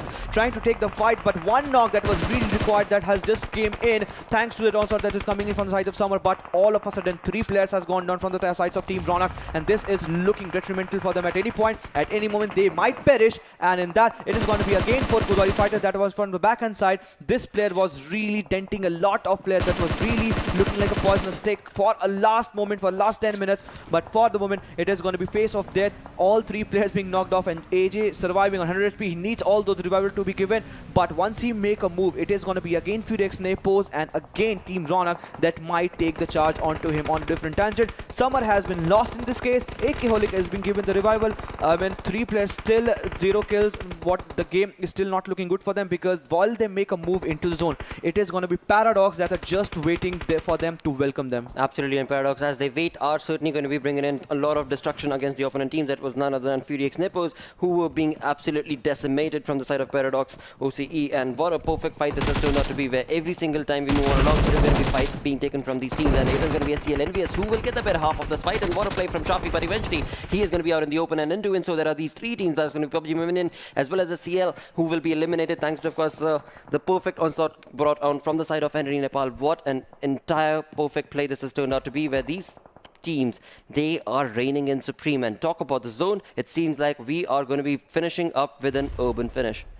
Might be the case, as we're getting to see one circle shift, as you perfectly mentioned, and urban finish is what Paradox is really hoping for. As for the last three shifts, all the three players are in the circle, and in doing so, it is going to be the all four players alive. And now G1 is on a charge. Hazer is in the animation to bring one more knock onto the players of Team Ronak. If this grenade connects, no, this was a molly, but for the moment, Hazer is still not getting a lot of success with that molly. That was a big failure for the moment. It is going to be Team Ronak that is still surviving and coming in from the eastern side. This is not going to be an easy task because they need to take the fight against Eliminate Crew, and on the other tangent, it is going to be an elevated compound, an elevated warehouse, of which Paradox has a complete control of, and in that control, it is going to be game control, as now Quit is trying to take the fight from two different directions, and Paradox of OCE, all of a sudden, they are trying to decimate the lobby in three different directions with Eliminate Crew. Wiz has been deployed for different directions on the left-hand side, and Sanhok has lost with what round. What a spray coming in, what a game coming in from the side of Paradox. Wiz is trying to get the kill confirmed, but on a different tangent, it is gonna be ZeroDeath, Captain Blood, that is falling down, and one more knock onto Team Ronak. This is not looking good, this is not looking easy, this is not looking decent, but Paradox OC all of a sudden from 0 kill to 6 kill,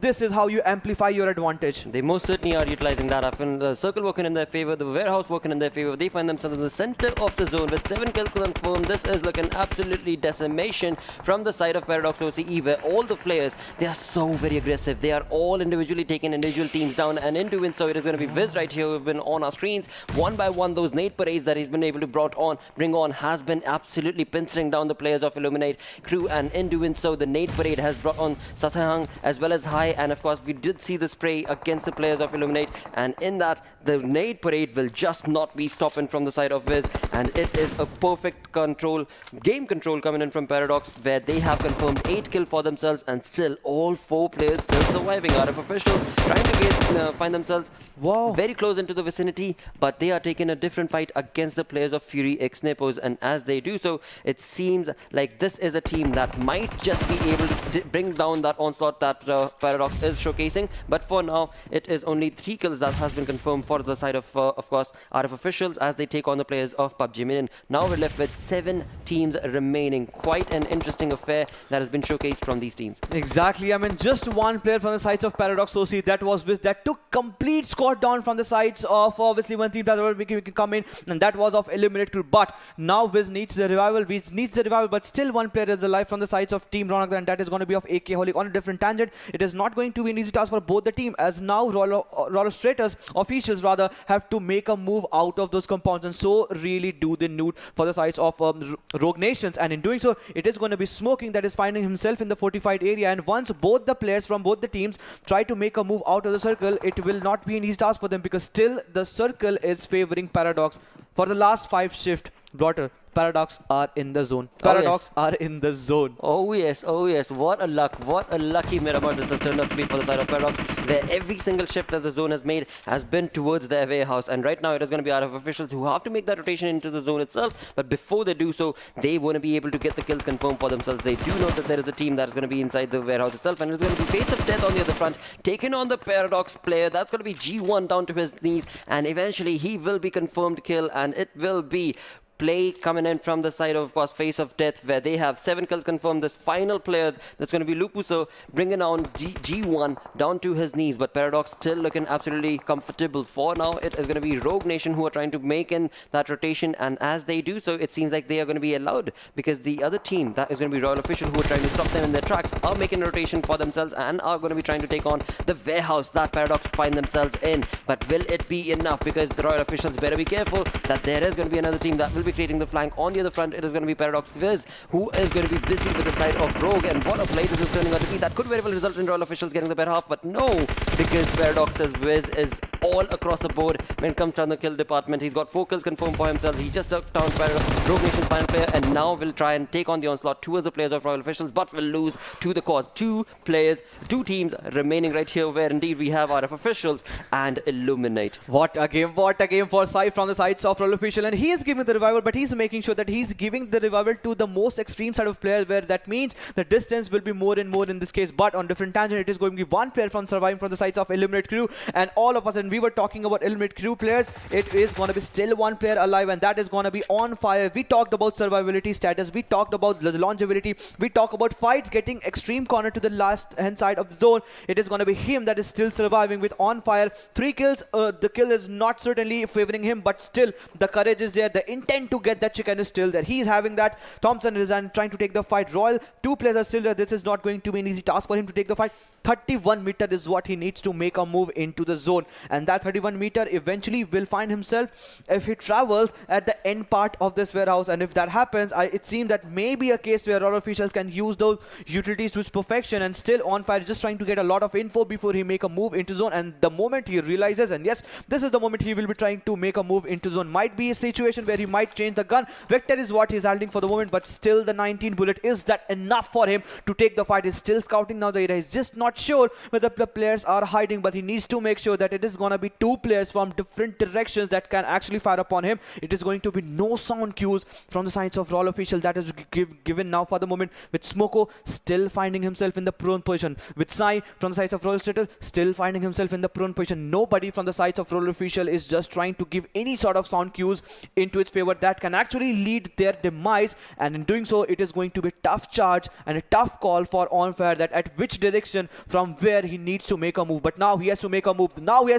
He is making a move. As soon as he make a move, he must be finding himself on the edge of those warehouse, but still not finding an inch of pixel of the player. Well, for the moment, he does not have the information, but of course, as Smoko and Royal Official's second player, Sai are going to be absolutely quiet. It will finally be Smoko who will take on that slot against the player, and eventually On Fire finally knows where that player is, and of course, so does Smoko. And with that utility that is being cooked right now, it is going to be the nade, and his teammate that is going to be Sai might just be making a push. Will he be deciding to do so? For now, it is not going to be the case, but On Fire certainly is going to be the onslaught thanks to that nade parade being showcased. He did have those first aids for himself, so he will be certainly getting himself absolutely perfectly healed up. But will it be enough? Because once again, he is still part of the same exact fight where the information has been given away. He knows that one player that is going to be Smoko from that side, but of course the other player, he has absolutely no idea what Sai is up to and where he is at. And the smoke that is being decimated and showcased right here will finally be, I believe, the end and demise of On Fire OP from the side of Illuminate crew, because eventually, as soon as he gets out of that gate, it is going to be Sai with his M249 just absolutely waiting to pinch it down. The 120 bullets that are going to be raining in Supreme. But of course, when it comes down to On Fire's approach, he has the focus vest, and of course, yep, there you go. Whoa. He has the vest. That is going to be working, because it is going to be a level 3 vest that was working in his favor. He had a level 2 helmet, and that is the reason he was able to take that onslaught against the M249, thus bringing it down to a 1v1 fight where On Fire has certainly been spotted on. And of course, Royal Smoko, ouch, what a play from Illuminate Crew's final player. The first aid working in his favor, and eventually the health department is where he was brought down to his knees, but he certainly took that onslaught.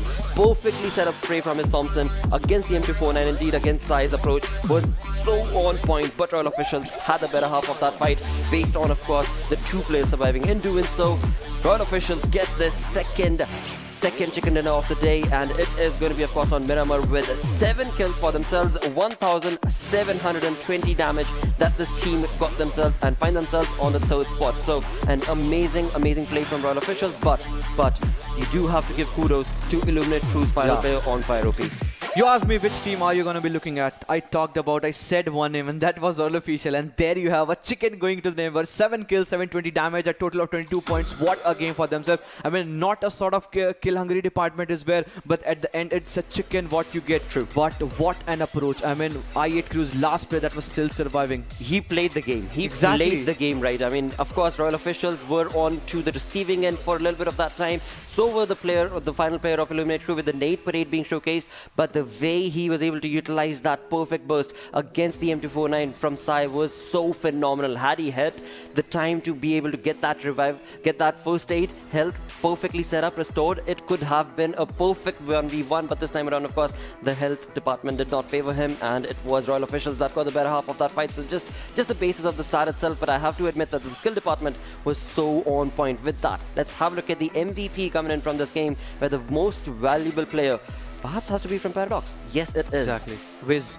I mean, this one player completely took all the 3 players from the sides of I8 crew that were trying to make a move into the circle, and it was really hard for them to survive that onslaught that was coming. It was really hard for them to come out of that predicament, and in that eventually resulted him getting 371 of total healing then, because he was the also player that actually fell down twice in this game, where he was given the revival with a total of 1054 damage. He was the man of the moment until and unless Paradox was also taken care of. Absolutely, and that was of course thanks to, I believe, Royal Officials that took this team down. But in doing so, of course, Paradox are still part of this top players arena, where Wiz finds himself with 4 kills for himself. But as we move on along, the other teammates from the side of Paradox's Wiz is also going to be helping along with the stats. G1 with 4 kills, 837 damage, along with the Queet with 3 kills, 787 damage. An amazing play, but Illuminate Crew's on fire OP, well, that dude had to be there with the 3 kills, 644 damage in the 28 plus minutes of survival time.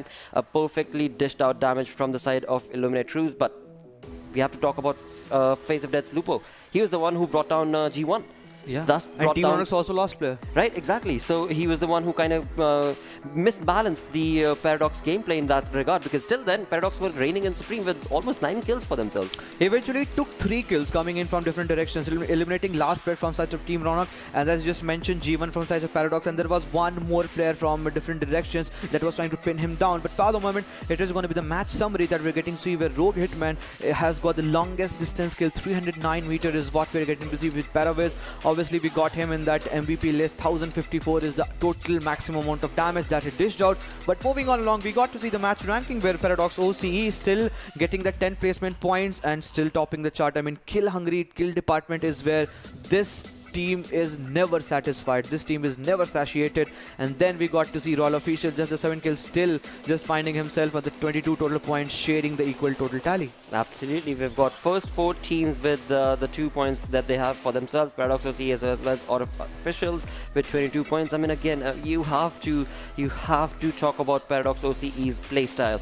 This team will certainly not be given that sort of a big difference in terms of the point structure that is being created against a team that is going to be very close to them, because every single time they are going to be so very close when it comes to the overall points that they walk away with in terms of the kill department, and that is just GG play from the side of Paradox. But as we move on to the second page, this is where we do see SCL EnvyUS chiming in. From the previous game of 0 point, this time they were able to participate in the kill department with 3 kills for themselves, 1 placement point, thus walking away with 4 total points. So a decent outing for themselves. Same, of course, for Godawari fighters. Exactly. I mean, 4 points still pretty much, I mean, decent one, not getting away from that blues that the team is still finding in. But for the moment, it is going to be the damage total, where we are getting to see Paradox OCE 3065 is where they're standing with a total of 12 kills.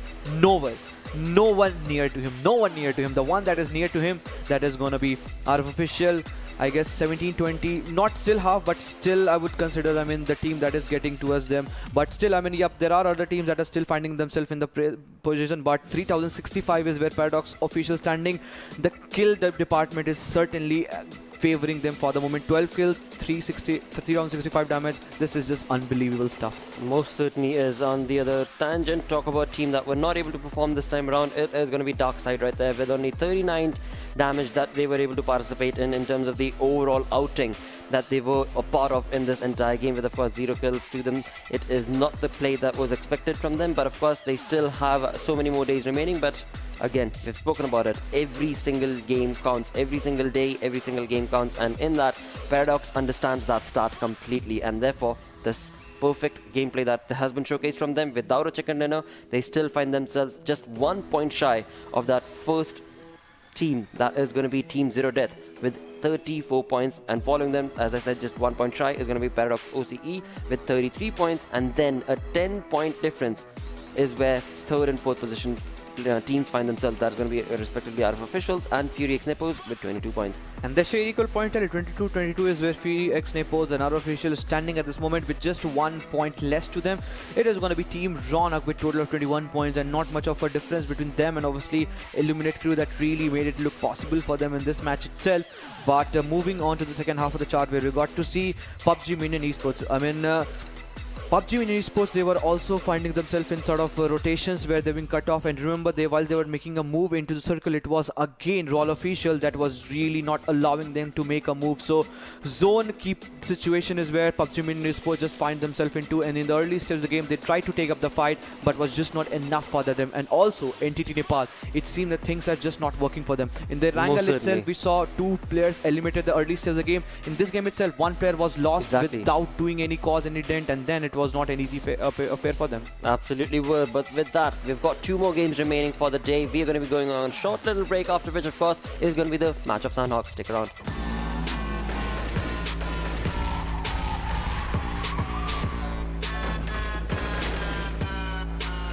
Here we go now.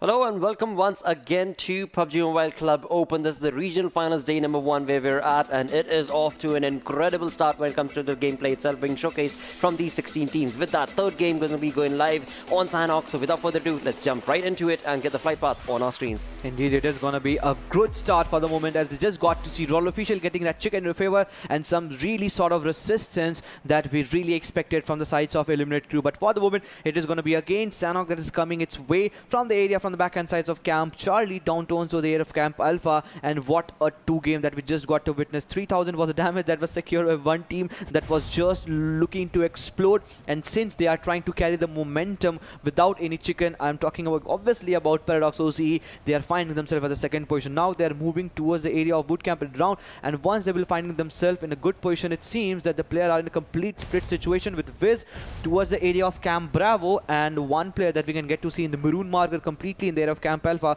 Some sort of different strategies, what they have in the mind, what they have us to offer, we are still up to it. But Rogue Nation still finding themselves in a position towards the aid of Lakavi and Kampong, and this is a good drop because we have seen in the past no team in this wildcard region have loved down to go towards either on the area of Lakavi and Kampong, and since now it is being crowded by NTT Nepal, this is also one start that I really wanted to have, and all the 4 players have joined. This is one good game that they can actually have for the moment with Eliminate Crew. Again in the early skirmish, as we can get to see, they are pretty much close to where SCL EnvyUS players are actually positioned, and Feriwala is the one that can be completely cornered at this moment. Well, it certainly does seem to be the case where it is going to be Eliminate Crew's players taking on the onslaught right off the bat in the first minute of the game itself against the players of SCL EnvyUS on the other front. When you talk about Camp Alpha Island, we do have the Legends very, very close to the players of Team Ronak. Now, one thing to talk about, Ankit, is that in the previous game, before the pre-game segment itself, we were talking about, of course,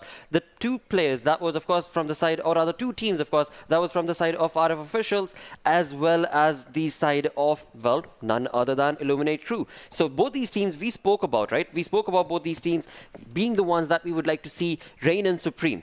Now, in this game, since your word is so on point today, what team would you want to say, dude, would be the one that might just bring themselves up in terms of their playstyle? So before I make any move, I would really want to see the circle. The circle is there actually, and Painan is where 4 Godawari fighter is positioned at this moment.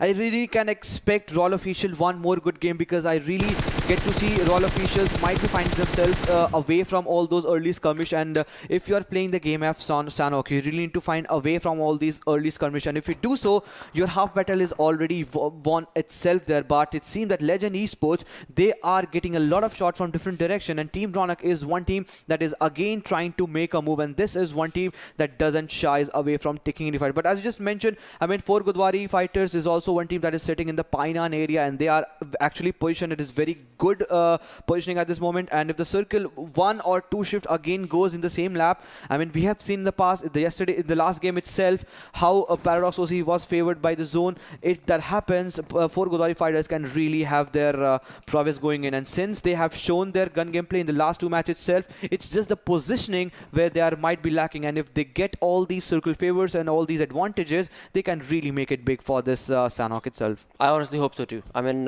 talking about the name, I do want to be able to see 4 Godawari bring themselves up and reign in supreme on this map of Sanhok, but of course it is easier said than done. As you so perfectly mentioned, it is going to be based on the circle itself, the zone itself, where the phase is going to be shifting the teams down towards. Of course, for now, it is going to be just the first zone itself, so it is going to be very, very much in comfort for all of these teams, but then as the zone starts constricting is when things are going to get trickier and trickier. On the other front, a team that I would just like to showcase some performance, not expecting a wonderful performance, but just start showcasing some performance, is going to be the side of NTT Nepal. Hopefully this time around they should be able to. On the other front, this team of the Legends, they are just absolutely trying to take on Team Ronak again and again, but Team Ronak have that flank angle set up for themselves so wonderfully that they every single time are able to retaliate against the onslaught, even though the side of the Legends have this perfect ridge advantage as well as the King of the Hill situation working in their favor, but still, the Ronak side has the information, and every single time, like I said, they are able to retaliate. As of now, the kills have not really been given away to any of them. And of course, when it comes to the team that is on the receiving front, I would say the Legends have been that much more on the receiving front, even though they should not be. Exactly, as you perfectly mentioned, I mean, they are on that flank angle. They should have rather retaliated and should have pinned down at least one player. But till now, it is the Carl that has got a lot of hit. And since he doesn't have any more first stage, nor bandages, nor painkiller drink whatsoever, he might be surviving himself at the 70 HP and is still trying to take the fight. Just the level 1 helmet and level 2 vest that has been brought down to 30 HP of it, but it seems that now Carl is just trying to fall away from the situation with the rest of the teammates. Getting away from the situation, it is going to be a big decision for them if they just fall back away from this. But Odin from the sides of Legend is still finding him in a position where he's just trying to take the fight. He's just not trying to give away that location. But talking about that, Mr. Tampe from the sides of Legend has gone down because they just found himself in a position where the Legends were actually positioned. And now Pandaopi trying to take down the player is getting a lot of shots. He has been hunkered down in the same position, and Pandaopi has been thrown away from this. Obviously, he has gone down. But Mr. Blood from the sides, or Captain Blood from the sides of Team ZeroDeath has gone down, but it is going to be a tough task for the Legends to survive the onslaught that is coming in. It was just the moment where the Legend Esports tried to fall themselves away from a fight with Team Ronak and unsuccessfully, sadly, unfortunately, landing themselves in a position where Team ZeroDeath was actually positioned. 1 kill is what they were able to secure, but on a cost of 2 players that is still bleeding off slowly and steadily, and they will bleed off. 1 kill is what Team ZeroDeath has secured for the moment. One more, this is going to be a tough task for the Legend to survive till the last. I mean, Ankit, we've spoken about this. Being greedy, being greedy in the first 2 minutes of the game itself is what we saw the Legends try and do onside the players of Team Ronak. And as they did, and as they tried to extend that to try and take on that fight again and again, even though the time was running out, it was that much more important for them to start working towards getting that loot acclimated for themselves. They did not do so. And as they moved on and towards the 5+ minute marker, well, it was Team ZeroDeath that heard those perfect fights, and they were like, hey, wait, we're right here. We've got the loot working in our favor. How about we take that kill? And how about we chime in along? And that's exactly what this team did. In doing so, yes, they lost one of their teammates, but have been able to accumulate 2 kills already for themselves. And now they are bringing in that onslaught to the players of the Legends. And it is going to be Carl, who is going to be very, very close to the nade. But for now, of course, it has not really been set up, and of course it has not been given away a lot of damage as well. But it is going to be the 3-man squad of ZeroDeath against the 2-man army, which is not going to be an easy conversation for the Legends to have. But the Legends, only with a little bit of a loot that is working for them, do not have a lot working for themselves. And Smoke coming in from that perfect flank angle is certainly going to be trying to get that information for himself, and in doing so will be able to get the Odin down and perhaps even confirm that kill. Yes, the kill will be confirmed. Carl is the only player surviving. Smokin did have a little bit of that damage, but when it comes to his vest as well as his helmet, it is looking absolutely pretty much pristine is what I would say. And he has 7 bandages, so he will be able to get that health absolutely perfectly, 100% as well, 80% as well. But on the other front, when it comes to the other 2 teammates of his, well, they are still going to be busy, because they do know that there is one more player surviving around, and it's going to be none other than Carl. He has a level 2 vest, level 1 helmet. Will it be enough? He needs to play absolutely quietly. He needs to be absolutely not giving away whatsoever information at all.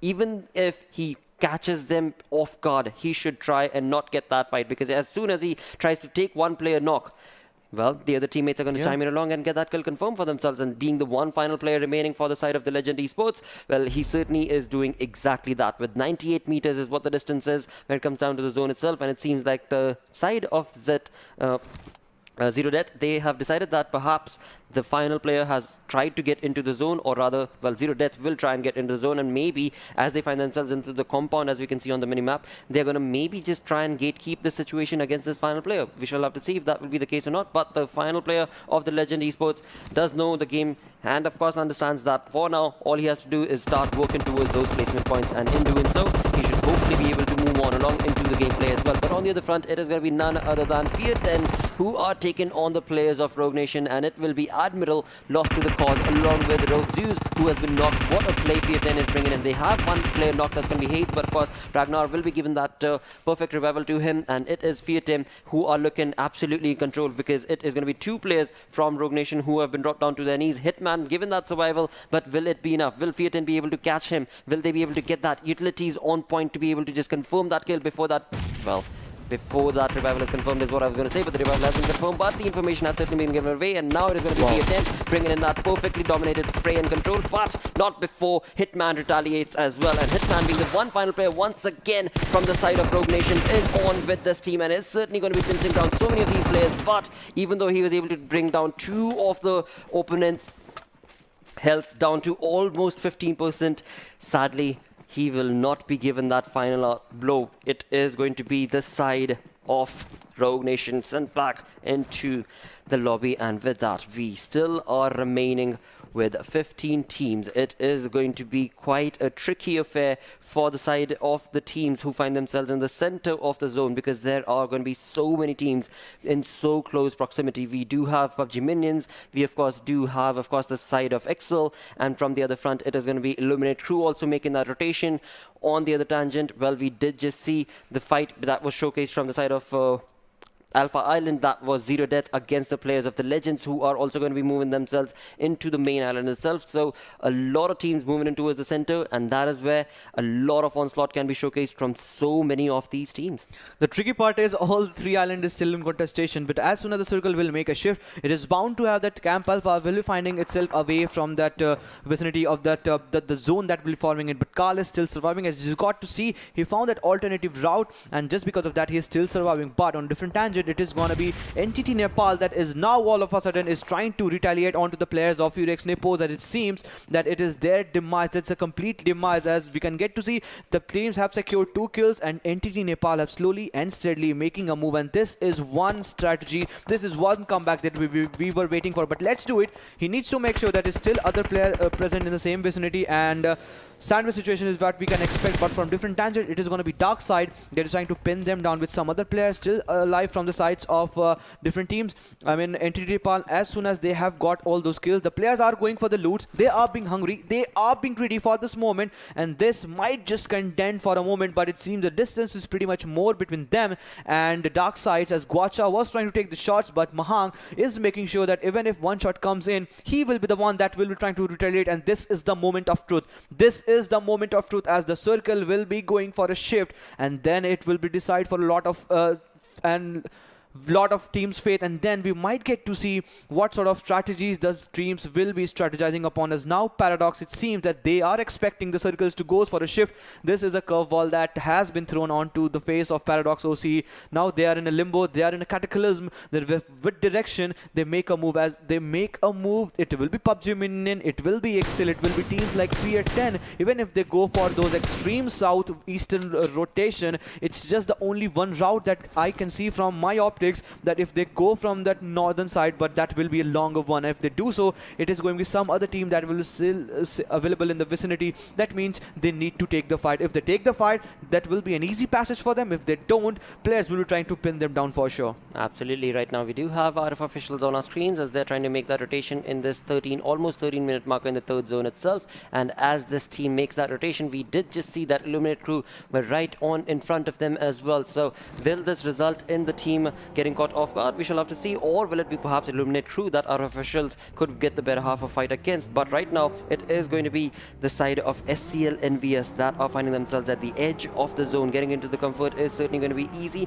but on the other front, it is 4 Godawari fighters in the kill feed, bringing themselves showcased into the lobby as well, as they have been able to get a knock confirmed for themselves. SCL EnvyUS, a team that were able to get 4 points in the previous game. That is all that they have when it comes to the overall rankings itself, or overall standing itself. But 4 Godawari fighters on the other front, as we were just confirming, has taken on a fight against the players of Face of Death, and in doing so, it is looking like 4 Godawari fighters are reigning in supreme. But for now, will that be enough? Because for the side of Face of Death, they have chimed in with just a 3-man squad, and out of officials, they are trying, well, they are certainly trying to bring in a decent play for themselves, but right now they were just focusing on that rotation and find themselves in the comfort of that compound for the moment. Paradox OCE on the other front, well, they've got 500 meters to go. As soon as that circle moved away from them, it was looking so very sad, because this team had to make a long rotation. But as they do so, will they be caught off guard, or will they be getting the better half of the fight? It is going to be Fear 10's player, so very close, so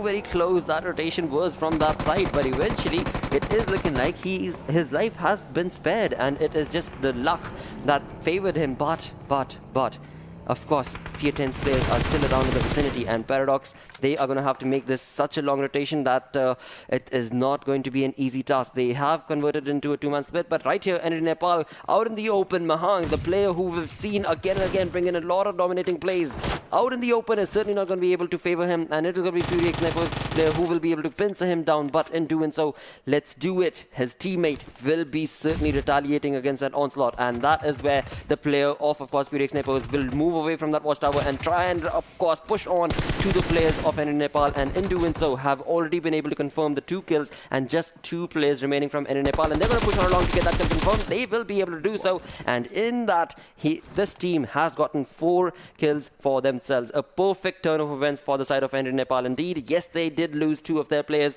but eventually walked away with the kill department working in their favor. On the other front, it is going to be Paradox as Wiz, who has been caught off guard, and of course G1 as well, as it is Royal Officials player who are absolutely pincering down Paradox's players as that rotation was made from them. Sad turn of events for Paradox as they will be walking away with 0 kills for themselves, and it is all thanks to RF Officials. Since Royal Officials obviously into Central Lines or Circle made a shift, it seemed that they made a successful rotation. Because they made a successful rotation, they were still finding themselves in that centralized position, and that attracted them. And Royal Official is one team that won't be shying away to take the fight. Obviously, the 3-4 kills that they did secure will be helping the course of this match, but it seems that now Darksyde is pinned in that position, as now they're trying to make a move into the circle, but from different directions they're getting a lot of shots with Fear 10 still holding one edge of the Blues. They are also in a position where they can be taken over with Prabal holding that 1v1 situation. It is going to be Headers that knows that it is going to be Darksyde's one player that's still holding the situation, and whenever the moment he finds himself in that open position, tries to make a move, he will be taken down for sure. But Prabal does one mistake, but still not able to punish him, as Headers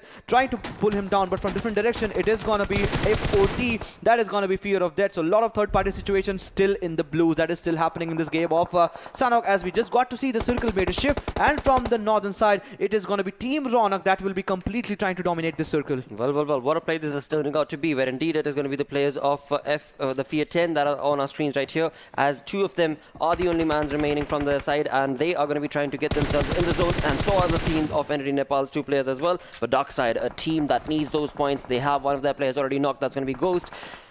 Seems like they're not going to be given that revival, but Royal Officials, they are part of every single fight. They are just completely decimating from one team to the next, and this is going to be NEPAL who are at the receiving end on to the players of Royal Officials. Well, Royal Officials are looking reigning and supreme pretty much, but now it is Darksyde against the players of course, FOD. That is going to be Face of Death, but it seems like Face of Death's player is going to make a push, and now it is only the Drock that's going to be favoring both of these lads, but who will get the better half of the fight? It seems like Lupu did try, but Gwacha gets the better angle on that entire saga. Face of Death will be lost to the cause, and of course it is going to be Gwacha, thanks to Gwacha's perfectly set up play, that he will get the better half, but it is still the reigning in supreme from the side of for Godawari fighters, as they are in the edge of the zone. They're slowly and steadily moving into the comfort of the zone indeed, and right here on our screens it is going to be the final player of ZeroDeath smoking, because 2 of his teammates have been knocked as they try to get into the zone right at the edge, and it is going to be SCL EnvyUS who seem to be trying to reign in supreme against those lads. And still trying to get eliminated with all the players. The player needs a revival from the sides of ZeroDeath, but it seems that isn't going to be the case, as now SCL EnvyUS is trying to make a move from different direction. It seems that they must be disengaging from this fight, but they need to make sure that they at least take all these kills. But no, they are disengaging, but still deploying one player, Ahnaf, that is getting a lot of player. He is getting all those info. But why is still not retaliating? I'm just not able to understand. It seems that he doesn't have any sort of utilities, and just resulting that he is not trying to take up the fight. And yep, Ahnaf is just trying to retreat away from this fight, and disengagement is what he's preferring for this moment, as now Team ZeroDeath, they have been given one more opportunity, one more life. Will they able to capitalize upon to that? That is going to be one big question. It seems like it is going to be. They are going to be able to capitalize on the situation, because a few moments ago it seemed like SCL EnvyUS was certainly going to be able to get those kills confirmed for themselves. They did get those knocks, but eventually decided to not be a part of that and did not get the points converted, and in that they have now made a rotation from the blue zone itself, and as they tried, it is going to be the Legends who get the better half of that fight, and it is going to be SCL EnvyUS who are at the receiving front. Not the kind of play that SCL EnvyUS certainly wanted, but the Legends Carl certainly getting that kill confirmed for himself, and in that, of course, ZeroDeath will also chime in against the players of SCL EnvyUS. This day is just not favoring SCL EnvyUS, where one game after the other, one map after the other, they are trying to bring in the fights for themselves. They are bringing in knocks as well, but eventually they get caught in the third fight situation and are just being hunkered down, and in that it is going to be right now for the moment ZeroDeath reigning in supreme, and the Legends have been knocked and sent back. Illuminate crew again stepping up to the performance. Now they are trying to take down the players or different directions, and it is going to be PUBG Minion Falls that have been completely eliminated from the circle, and now AK Holic is just trying to try some different sort of combination with 4x attached on this barrel. This is one good chance that can actually, if these 2 bullets get connected on the head, that can be taken down for sure. But domination mode is where Smith OP is standing at this moment, and they really have a good chance for the moment, until and unless they find themselves in an open position where now Illuminate crew might be trying to take them down, and this is one team that in the last game itself, they showed the resilience, they showed the resistance, and now for Godawari Fighter is also trying to take the fight under from this bridge situation. They have already eliminated one player from the side of Fear 10. 5 kills is what they walk away from this match. 6 kill is what four Godawari Fighters have again secured for them, and now they have their crosser set upon PUBG Minion. And not only that, it is going to be Illuminate Crew 2 that also have their attraction set upon, and it seems that it was at the end for the PUBG Minion Esports. Well, talk about a team that we were hoping will be able to bring their gameplay up. It is going to be 4 Godawari Fighters with all, well, sad, or 3 players surviving, but 7 kills certainly confirmed for themselves. 6 teams remaining in this entire saga. We've got RF Officials, we've got Illuminate Crew, we've got the side of Team Ronak, as well as 4 Godawari Fighters with the 3-man squad, and ZeroDeath with 3-man squad, and SCL EnvyUS with 2-man squad. 0 points for themselves, but of course that is easier said than done, because when it comes down to these final moments of the zones itself, this is when so many of the fights are taken. But sadly, that will not be the case for the side of SCL EnvyUS, because they will lose one more player to the cause, and just remaining is going to be this final player who's on our screens, and ZeroDeath's player Glitch is going to be so very close to him. But on the other front, Team Ronak completely decimating and bringing down the players of course, for Godawari. It is not looking easy, because right now, just a few minutes ago, for Godawari with 3-man strong that have already given away that kill, and Royal Officials on the other front also decimating their competition, bringing in the kills for themselves. It is going to be Illuminate Crew who have been brought down to their knees with only one final player once again surviving, and that's going to be none other than On Fire OP. But the Royal Officials know exactly where that player is going to be pinching them down with the M249, and of course Moko will end that fight. A perfect approach from the side of RF Officials, and this is where Illuminate Crew are sent back with just 2 kills on the 4th position. We've got 3 teams remaining. Team Ronak reigning in supreme with, of course, the 4 kills that they've been able to confirm. Royal Officials absolutely decimating the lobby with the 9 kills thanks to Smoke and Stratos, but ZeroDeath are still part of the fight. No. My word. You talked about 4 Godawari Fighters, they are out of this match. You talked about the last player surviving from the sides of Team ZeroDeath. He's taken off, and now we are getting to see Team Ronak trying to take down the players from Royal Officials. Stratus has gone down, and Team Ronak is looking absolutely gobsmacking this moment. They are just trying to annihilate the lobby as now. So as soon as Stratus will be taken care of, it is going to be 4v3 affair, as now 4 players from different directions will be charging upon onto the players of Royal Officials. One good thing that is actually favoring the players from the sides of Royal Official is that they are finding themselves in the small little hut, but sadly this is going to not for a long time, as now the Blues will be coming in and they have to evacuate as soon as possible. If they don't, they will be getting a double whammy situation, as now Blue will be losing a lot of damage onto them. And now Team Ronak is raining bullets, and also along with that, now they are raining supreme those grenades and those molotovs in tandem in contestation. And Ronak from the sides of Team Ronak is just trying to create that flank angle from right hand side, and AKholic still trying to continue the spray in. Easy needs to make sure that he doesn't find himself in the proximity of the grenade that is coming in as a barrage from the sides of Royal Officials, but still 3 players are alive. The worst part for them is that all the 3 players are just stuck together in same position, and Team Ronak knows it pretty well. Team Ronak knows it pretty well, as now they're trying to take the fight, as AKholic is just trying to pull down the players. Sun going pretty down to its HP but still surviving, but it's just the case when the Blues will be pushing them to find themselves in the open position. It won't be an easy task, as now Royal Sun has now tried retaliating, and in that it is going to be easy, which is on its knees. Well, what a play this has turned out to be. I mean, on the side of Team Ronak, Ronak is the man who is actually creating that flank angle, and his teammates are the ones who are absolutely trying to get the attention of Royal Officials, and in doing so, it is going to be, of course, Team Ronak's players who are going to be Summer and the likes, who are just absolutely bringing down that X factor into the fight, and it is going to be Smoko. As soon as he threw that Molotov, his position was given away. Sai is the man who is now going to have to reign in supreme, but will he be allowed to do so, because it is going to be Summer as well as his teammates, Alcoholic, who will be certainly busy to give that revival for now. But in that, it seems like a stun has been showcased right here, and in that stun, it is going to be Smoko who will probably be at the receiving end. Yes, he will be. Summer is going to be confirming that kill for himself. There are only 2 players reviving. That is going to be Sai and Sun, and their information has certainly been given away. Where exactly is Ronak is what I'm waiting to see, because from the side of Team Ronak, these 3 players, Easy, Summer as well as Alcoholic, they are just absolutely reigning in supreme and confirming that kill. But of course, that perfect flank angle that Ronak from the side of Team Ronak was trying to create was not going to be allowed to get that kill, even 1 kill, because his teammates are so very hungry. Summer was so very much on point, along with his teammates Sun, and of course Ronak, that completely decimated the competition. They've got 8 kills from this game, 1,382 damage dished out, 23 points in total.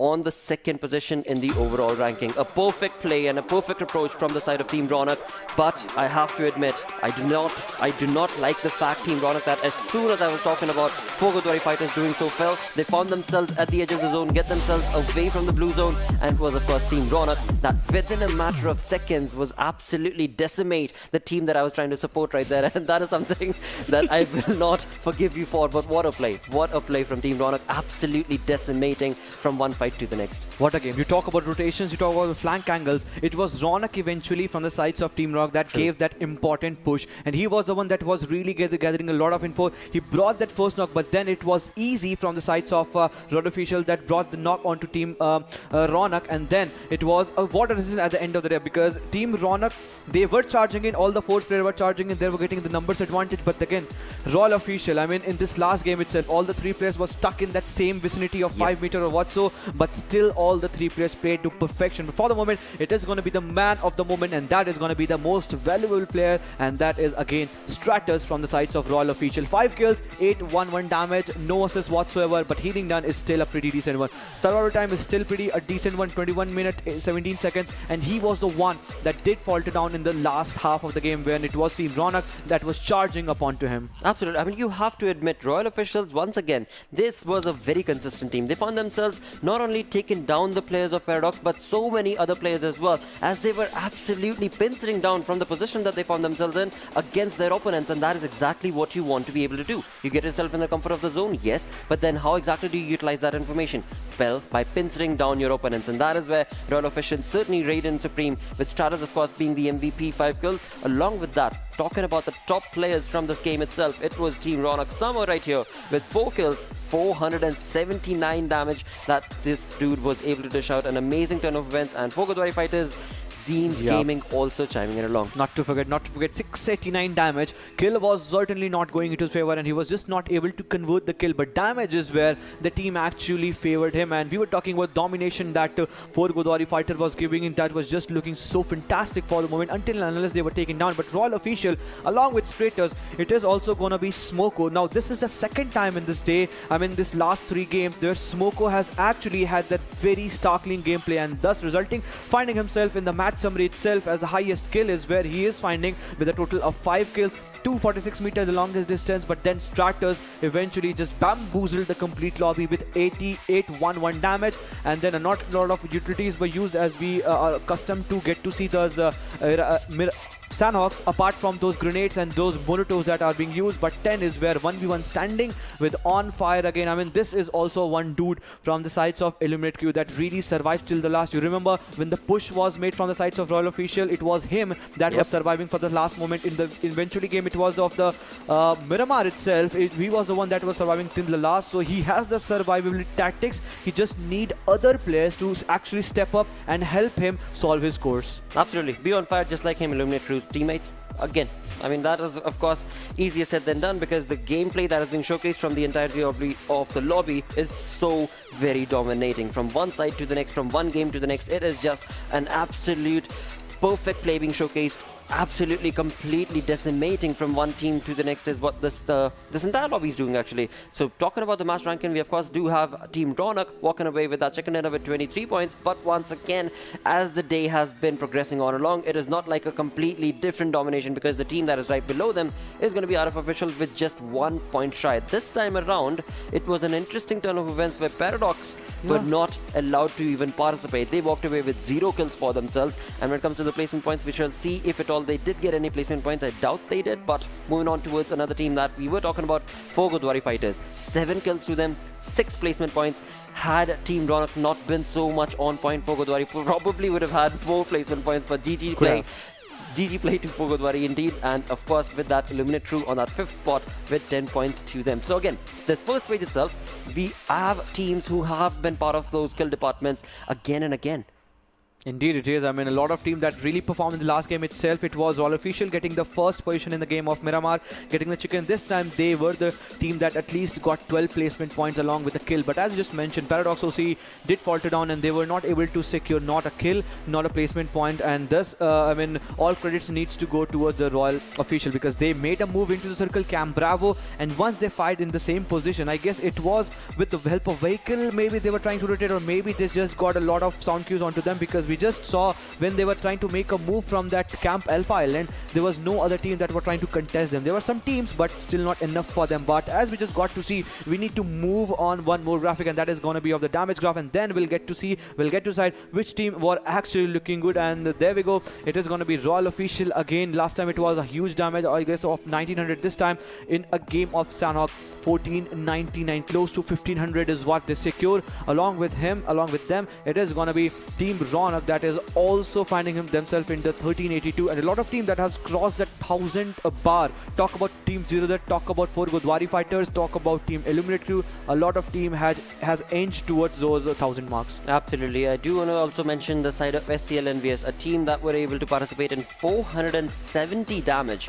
But sadly, only 1 kill confirmed for themselves. I mean, we saw that rotation that they made. Even though they had 3 kills confirmed from the side of, I believe it was ZeroDeath, they did not go on to confirm those kills. And that is something that, of course, backfired and backstabbed them had they done so. This time around, they walked away with 5 points. Previous game, they walked away with 4 points. So in total, 9 points to this team. But they can do better. There is no two ways about it. And in that same conversation, talk about Face of Death.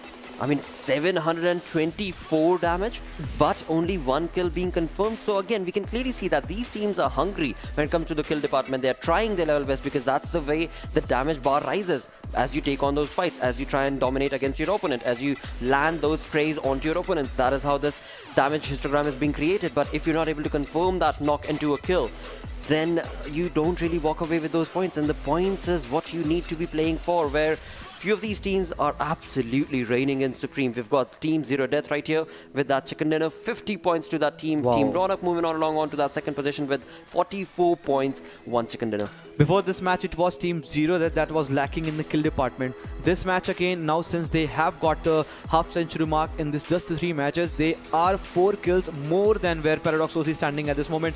33 total points, and at the 4th position is where Paradox OC is finding themselves, and not a lot of difference between Team ZeroDeath and Team Ronak and Out of Official. So both the teams, Team Ronak and Out of Official, in this last game of Erangel really have a big chance to make a leap onto the first ranking. And then we got to see Paradox 1 red in front of the name. That means they just got the drop with Illuminate Crew back-to-back 2 good resistance performance from the second half of the chart to the first half of the chart. Just in 3 games, this has been a saga for them, and obviously for the 4 Godawaris too. Absolutely, they find themselves on that 7th spot. As you move on to the second page, it is going to be starting all the way from the bottom. Darksyde right there with 5 points, NEPAL with 7 points, PUBG Minion Esports with 8 points. Above them is SCL EnvyUS with that 9. So again, it is going to be a close affair for all these 4 final teams, but again, it is going to be a conversation as to how do they play this final game. That will be, of course, on Erangel. As of now, when it comes down to the 9th, 10th, 11th, 12th team, they have all dropped a point. They have all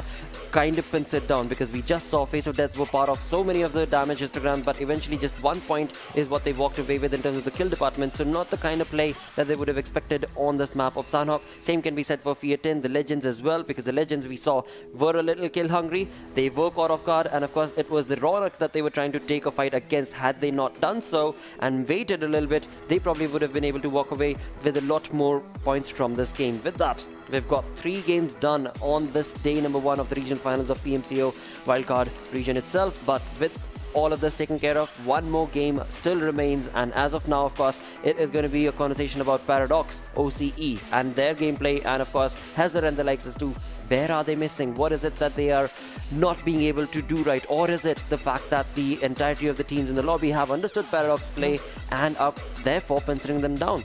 Or maybe it's Paradox OCE deciding to just play it safe on the first day, and then they understand how the lobby is playing. Perhaps from tomorrow they'll be decimating. We shall have to see all of that. All these questions are going to get answered with the play that will be brought on into the final game for the day. But before we jump on to Erangel, it is time to go on a short break. Stick around.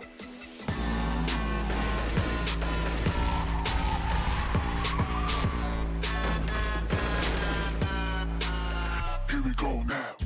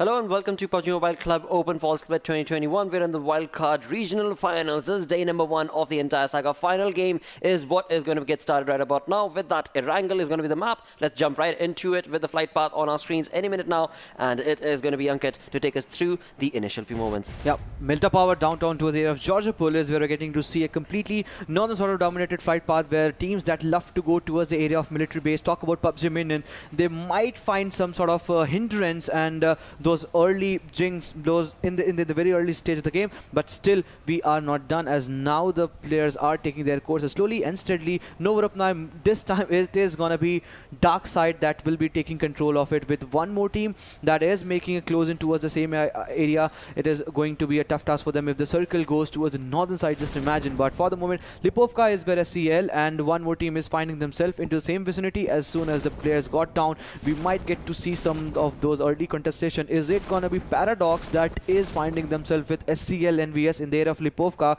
We have to still wait for and see for that, but Yasnaya Polyana will be completely taken control by the Legends, as now they are making a move with Entity Nepal, obviously finding themselves into the area of prison and shelter area. They are in a complete split situation, and from the area towards the area of Zarki, the players are moving slowly and steadily with Ixcel taking control of Zarki. This will be an easy move for them, as the circle has certainly gone to the western side. Absolutely, and talk about some early contestations right off the bat. It is most certainly going to be a fight coming in from the hopefully Lipovka region. Yes, that is going to be correct. It is SCL EnvyUS going up against the likes of Paradox OCE, a team that we've not always seen take the drop off towards Lipovka, but interesting play being showcased from the side of Paradox OCE as they bring in that X factor into that drop location in the regional finals. It is going to be SCL EnvyUS who will have to be reigning in supreme if they want to be able to get the points converted for themselves. But again, Paradox OCE, I mean, right off the bat, this perfect nade being brought on again against the players of Feriwala, against the team of SCL EnvyUS is not looking good, where Feriwala, well, his position has been given away. He needs to drop out of that position, and again, when it comes to his teammates,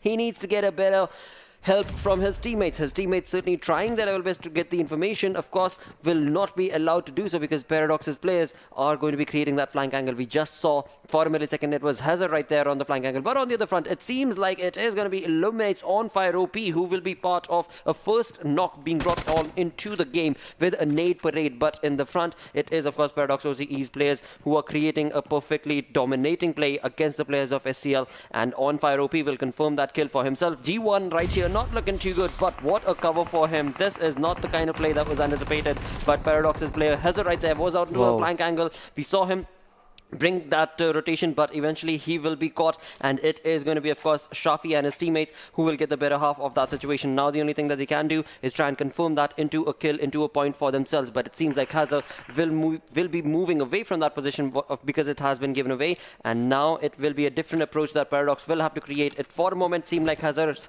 flank angle might just be able to give the edge to the positioning on the placement as well as the showcase of domination from the side of Paradox OCE, but that has certainly not been the case because of SCL EnvyUS being so much on point and being aware of their surroundings. And now it is going to be a 1v1 sort of a situation where both these teams are going to have to take on players straight on forth with the utilities and of course the nade parades that are being showcased. And right here, Viz being at the receiving end from the side of Faiki right here, and it is Viz who goes down, and in doing so it is going to be Queeth who shall have to answer to this retaliation from the side of 98 feet. But will he be able to do that? Because after all, when it comes to his teammates, he is also being burnt on alive, not looking too good. SCL EnvyUS's Ahan has of course been taken a lot of damage based on that Molotov indeed, and SCL EnvyUS Faik right here once again has the better half of this entire saga. Queeth should be able to retaliate, but he does not seem to have any utility, and on towards the flank angle, Queeth's teammate will be giving him that cover.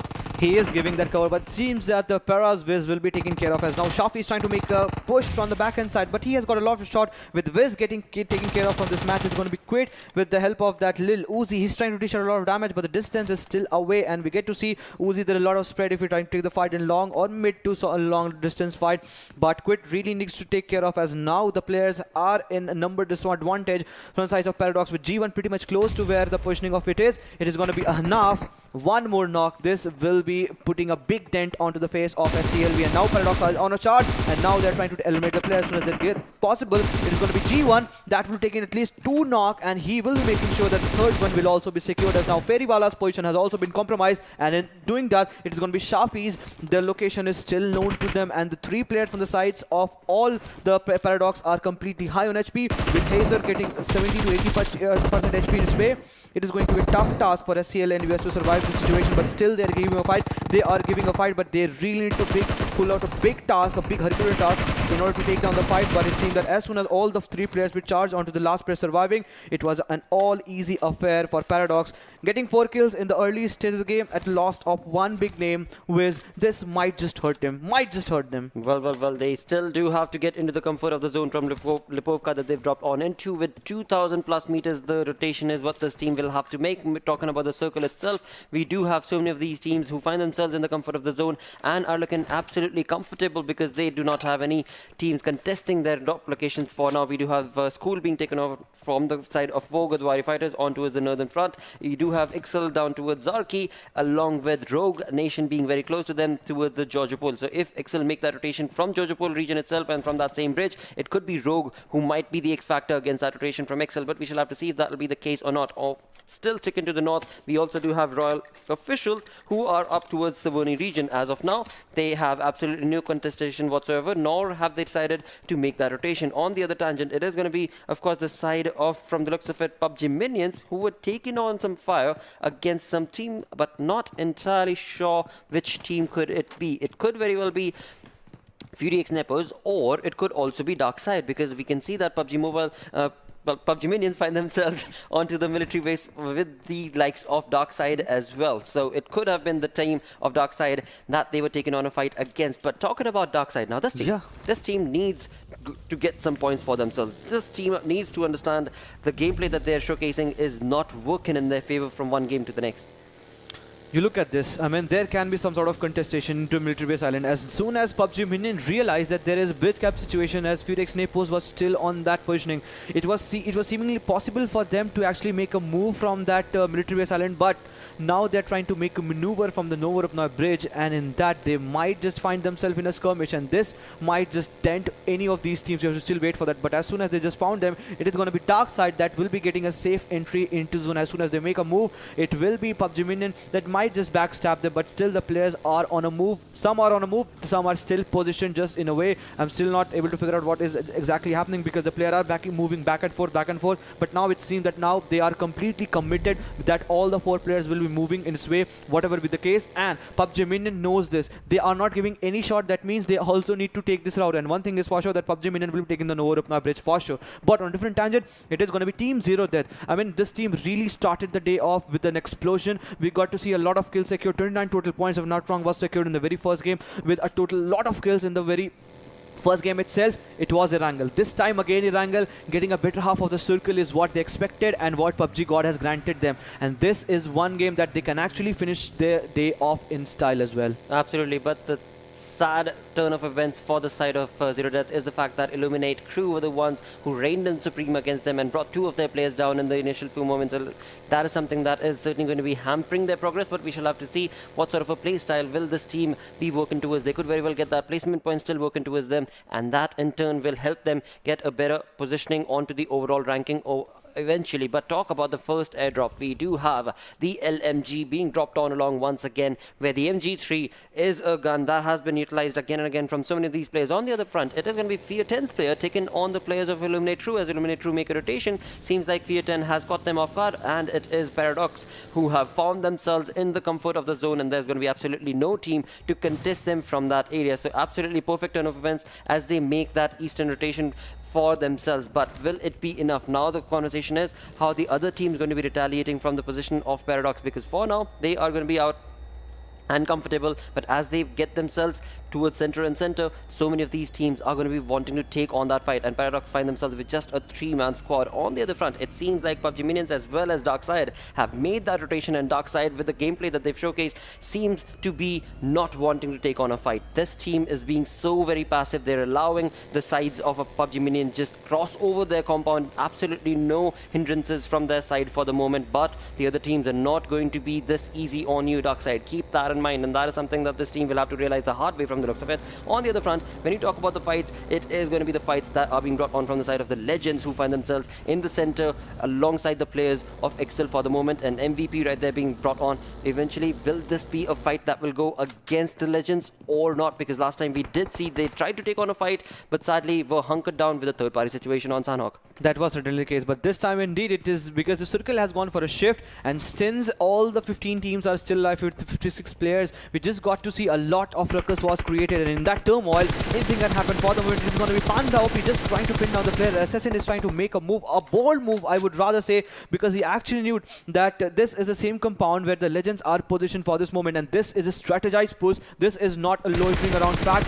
With that, 3 players onto that same cliff where Ixcel's players are finding themselves into, and 1 player has gone from different sort of rotation, but on a different tangent, it is going to be 4 Godawari fighter that is also trying to make a move closer to where entity Nepal is also present, and if the fight goes on, both the team do really have the strong gun power, and in that 4 Godawari fighters just might edge up onto them because they are really looking kill hungry. Whatever be the fight, whatever be the situation, they are just trying to make or either break it. They will just not let the other players stand. Last game itself, we just saw they were looking as good as they can be, but it was some really sad rotations for them, because it was then Team Ronak, they just caught them off guard and it was their sad demise. But for the moment, all 4 players are alive, and with those mini tap shots, they can really hunker down the players. On a different tangent, it is going to be Ixcel that is also getting the advantage of all these small little hillocks and these dips that can actually help them get a lot of kills secured, and they are not interested in indulging themselves in any sort of fights, because it seems that as soon as the circle might go for the third shift is where they are just letting all the 4 players, all the firepowers align and just be in that situation where they will just all go guns blazing and explode. But it is again fear of death. We just saw this team with total of I guess 18 kill in the second half of the chart, but still not waiting, still not stopping. They are just going all kills hungry, because they were now just spotted down, pinning down the players of PUBG Minion. But for Godawari fighters, entity Nepal, the players are in formation, and now they have the exact location, exact coordinates where the players are aligned. At any point, at any moment, we might see Rakesh bringing that knock. Well. Finally, come on, Godawari, you can do this. You better do this. This is the moment that this team needs to be bringing in that top level arena performance against the players of NEPAL. But once again, I do want to say that I want to bring in the same sort of an aggressive stance from the side of, or rather see that same stance from the side of NEPAL as well, because that team is also well deserving and should be able to get the confirmation of those kills against the open-ended position from the side of Godawari, because eventually when it comes down to the players of entity Nepal, they find themselves in the comfort of the compound at least, but the zone, this is where the zone is going to be creating a little bit of a ruckus, because behind the scenes it is going to be from the side of Godawari fighters. It seems like PUBG Minions are going to be chiming into the arena itself, and as they do so, it is going to be FOD as well as the likes of course, PUBG Minions, who will be taking on this onslaught. And this is where fights are being taken on, and face of death are absolutely creating ruckus for Godawari, where Zeem's Gaming has been brought down to his knees, 3 players surviving, and in the retaliation, it is going to be Gara from the side of FOD who also falls down. Of course, a kill has not yet been confirmed from both of these sides. Both of these teams have 1 player each knocked, but eventually Zeem's Gaming will be given a revival. Gara will certainly be working on towards, his teammates will be working on towards that revival itself, but PUBG Minions are taking a complete different fight altogether by themselves against the players of Fury X Nepoz, and it is going to be Sebo who has been brought down. A perfect rotation and a perfect spray being showcased from PUBG Minions as they get themselves in the comfort of the zone. But will it be enough is what we shall have to see. 13.5 minutes in, finally it is going to be of course Paradox chiming in along as well, but Godawari fighters are the ones who are going to be in their crosshairs. They are in the crosshair, and there is one big team, Paradox OC, 4 kills already onto the name. We just saw this team eliminating a complete squad in this area of Lipovka, and that resulted them getting the 4 important kills with G1 in that extreme flank angle. The players are on the backhand side along with Hazer and Quit, just trying to give him a lot of firepower that the team needs. But for the moment, it is going to be Darksyde that is sadly making a rotation. Do they have any sort of realization? And Ghost is being letting to go away, as now Paradox OCE. They know the exact positioning, but for how long will Hazer just be on the pace event as he now decides to spot down the player, but the distance is pretty much more in order to bring at least a single damage onto him, and thus resulting him giving away a lot of positioning for himself. And at that point where the players might not be just waiting for the moment, but it seems that now Fear 10 are on the receiving end as now Rogue Nations are on a charge, with Fear 10 getting a lot of cover because there are a lot of sandbags that they can control off, there are a lot of diff that can control off, but the grenades that can actually land in this spot without getting rebound, if that lands in the same spot, it can be a game end for them. And so is not the case, as now Rogue Nation, now they are just trying to pin down the players. They most certainly are, with the nade parade being showcased from the side of Fear 10. Indeed, it is going to be Rogue Nation who perhaps should be at the receiving end, and they certainly have been given that damage on towards 7, because 7 has been brought down to 30% HP. Rogue Nation better be careful, because Fear 10 have a really good angle created against them, and Hades is the one who's going to be reigning in supreme with the nade parade, but his teammates are going to be at the back angle who are going to be giving him that cover fire. So an interesting play being showcased from the side of Fear 10 indeed, but will it be enough? Because for now, it is going to be quite an interesting play which is being showcased from both of these teams. For now, none of them have been able to confirm a kill. Exactly, and no one is just trying to aggress in this situation, because both know the importance of this game, because this game it can be either make or break, and nobody's just waiting to give away any sort of information and any sort of small pixel, those exposures with that can actually result them getting knocked. But for the moment, it is going to be now Rogue Hitman realizing the fact that they actually have invested a lot of time into this fight. 7 is still deployed in the same different directions, but still not bring the knock. Zeus is finding himself in that buggy, but now Fear 10, one knock has fallen down in 1v1 fight. Dragon number 1, he takes down one more player from the sides of obviously C4, 711 has gone down, and now Rogue Nation, Zeus really needs to make sure that he at least bring one knock, or either he will be taken care of, with Hitman getting a lot of cover from the backhand side. It is going to be Zeus that will be healing himself for the moment, but Dragon number 1 has created that flank angle from the right hand side, and now Rogue Hitman, Rogue Nation are just trying to completely engulf the players of Fear 10. Absolutely, Fear 10 not looking too good, because after all, when it comes down to the play itself that has been made, it is going to be the perfect turn of events from Rogue Nation, where they have been able to absolutely pinch it down, the positioning coming in from the side of Rogue Nation, and Rogue Nation have been able to absolutely retaliate and bring them perfect plays. Fair indeed, the points is what they are waiting for, the kill is what they are waiting for, and finally it is going to be Hitman to confirm the kill for his team, and it is going to be an absolute decimation for the side of Fear 10, who will looking so good in terms of the nade parade that they were showing against the push coming in from the side of Fear 10, but eventually it is going to be Fear 10 at the receiving end, and it is Rogue Nation reigning in supreme. Fear 10 getting eliminated on the 14th spot with 2 kills only. Rogue Nation though, they did get a little bit damaged onto their teammates, but they still were able to walk away with 5 points to themselves and still have 2 of their teammates. Circle has made a shift, and thus resulting Team Ronak standing on the edge of the circle. And now Rogue Nation, after eliminating 5 killers, where they're standing with a lot of kills secured between Zeus and Hitman. Hitman is really living up to the expectation. In the last game itself, we just saw, not only in this last 3 games that we have seen, Hitman is the one that has really made the charge. Hitman is the one that has really saved and has been the savior for Rogue Nation. But for the moment, it is again one charge from the sides of Team Ronak onto the players of Illuminate crew, and this is not going to be an easy task for them if they try to defend, because in the last fight itself, it was Rogue Nation that made a charge onto the players of Fear 10, and that resulted them getting 4 important points, but on the cost of 2 players getting lost. Will that be same case? Will that be same saga? We have to still wait for that, because this player are just not overexposing for the moment, but on a different direction. It is going to be Paradox G1 that is falling short of his gunpowder, and he has been taken care of, as now Phoenix Nepoz is trying to take the fight, as now all the 4 players are in different formation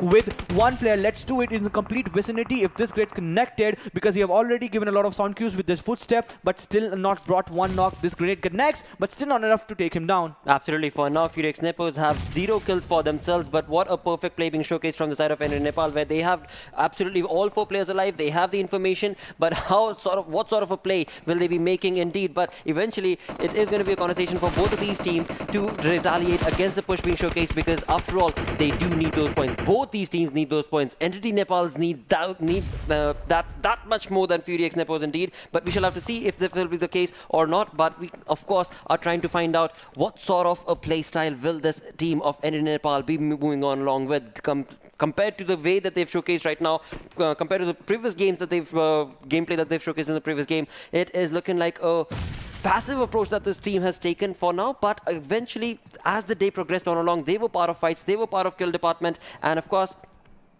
Eventually, when it comes down to the play itself, it is going to be a domination if Fudex Nepoz are able to get themselves in the better half of this entire saga. For now, both these teams find themselves outside the zone, but of course, not the kind of play that can be created for them, because it is NEPAL who will try and retaliate and not allow that team to just completely run away, because it was supposed to be NEPAL's points from the looks of it, and that is exactly what this team is going to be working towards with some perfect sprays being showcased. It is going to be 1v1 easy, bringing in that easy play, and of course going to be bringing that one player at least knocked and confirmed dead for his side. That means one kill will be confirmed. Seems 1v1 is completely obsessed with that M249 Izan, and whenever he brings that M249, he really makes sure that he gets that big net. But for the moment, it's going to be team run with a complete charge and an open rotation, a bold one. But as soon as they make a move on to that small little tracks, it is them that will be getting pinched down with ego falling down from the sides of Fudex Nepoz. It is going to be them that will be getting a lot of attention from three different directions. Let's do it, make a complete charge in with Nishant making a flank angle. It is going to be not an easy task for them to survive with just a small little charge.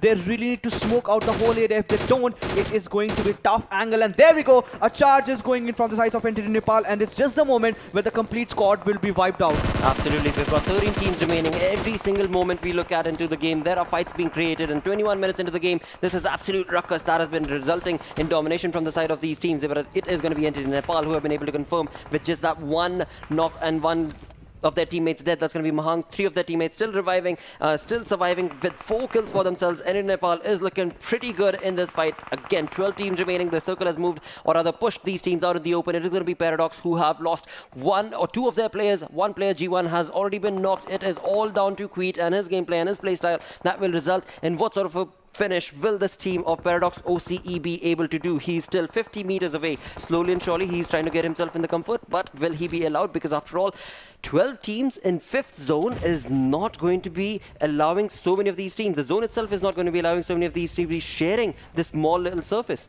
And that too in open, Darksyde, all 4 players alive with 1 player getting the revival. It is not going to be tough for them to survive the situation, because most of the teams on North side are trying to make a comeback, because Rogue Nation is just trying to pin them down with a big firepower, a huge firepower. Mammoth one is making a move on to them, as now Rogue Nation Hitman, we have seen this lad gun power, what sort of domination he can bring in, and what sort of dominance, rather I should say, he has brought in with Zeus making close in. It is going to be a tough task for Darksyde to survive, because from the backhand side, we can get to see FOT that is going to be Fears of Death that can actually bring death to all the 3-4 players that is still alive. With Prowl still bleeding off, it is going to be kill steal from the sides of Roller Feature, and Sai will be getting the better half of him with a lot of smoke that is created. Rogue Nation is also on a charge, but Darksyde, what with that M249 was successful enough. Did he get that knockdown? But no, it was Klaus rather from the sides of Darksyde that he brought the knock, but in doing so, he has resulted, he has given his position, and that has brought him down. But in doing so, it is going to be one team that is going to be 4 Godawari fighters that are trying to make a move from the southern side, and they are 4 men alive with all 4 kills secured. Absolutely have. For now, that is certainly going to be working for them, but same can be said for the side of Face of Death indeed, where they have all 4 players alive with 4 kills confirmed. They are certainly reigning in supreme, where this team is absolutely going to be hunkering down the position of Queet, the final player from the side of Para indeed, and Paradox OCE have been sent back in lobby with 11 teams remaining. Rogue Nation Hitman right here trying to survive for as long as he can, but kill feed being dominated from the side of FOD, where Face of Death are absolutely bringing in destruction against the players of course, Godawari fighters, where the kill has been confirmed for the side of FOD indeed, and in doing so, it is going to be, of course, right here, Rogue not looking too good as they have been eliminated. 10 teams remaining. 10 teams remaining, 24 players still alive. We are heading towards the 7th circle. 76 meters is total what Darksyde needs to make a move, and the players are on a roll. The players are on a move, as now PUBG Minion are falling on slowly and steadily, as Odin from the sides of Legend. He's just trying to be the legend as his moment with his gunpowder that he's trying to bring it with Illuminate Crew on fire.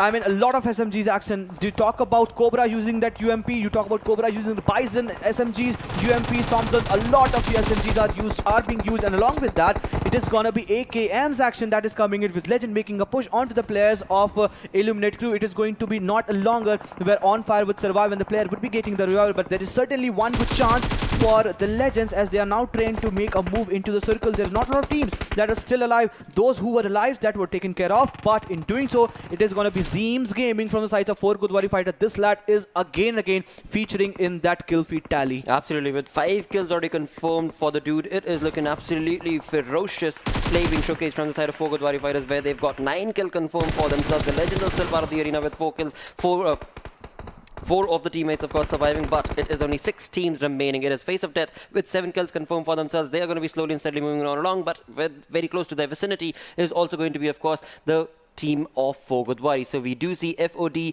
They are again very close to the players of Godawari, but the legends are going to get the better half of this arena because it is an open affair. It is going to be not easy to get your cover if you do not have smoke working in your favor, and the same, of course, is the case for the side of the legends as well. As they took on that onslaught and fight, Carl will be lost to the cause. They don't have smoke. They don't certainly have smoke, it seems, with the way they are trying to play, but they really do have those USs and those destructive vehicles that can really shield away from the incoming leads that are being peppered onto him. But for the moment, it is going to be 93 meters, and since all these vehicles are being paralyzed, that cannot move. That certainly results them that they need to find themselves in the open moment at the zone. For the moment, it is going to be Entity Nepal that is getting the better half of the circle, as now Let's Do It and 1v1 is finding themselves not on the exact center lines, but still holding the edge of the circle. But it's just the numbers advantage that they really would have wanted, and we have seen throughout the course of the day, they take either a lot of fights or either they are being charged upon, and in that they lose a lot of fight. 2 players what they're surviving, but they still have a lot of glimmering hopes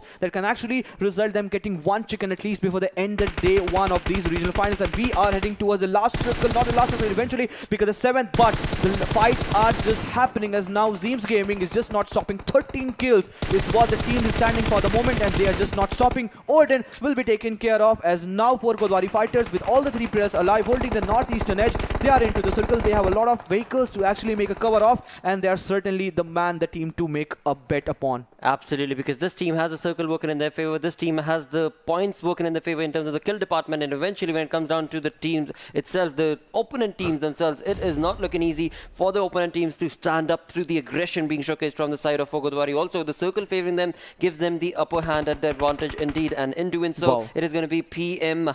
That is PUBG Minions being sent back. Not a play, not the kind of play that was required from that. But eventually, he stood up to try and get into the zone, and of course was caught thanks to the perfect control of the area that is going to be in favor of 4 Godawari fighters. 4 teams remaining. We've got Lupuso from the side of FOD, 1 final player. From the side of the Legends, we've got Panda OP, and from NTD Nepal, we've got Let's Do It, as well as 1v1 is...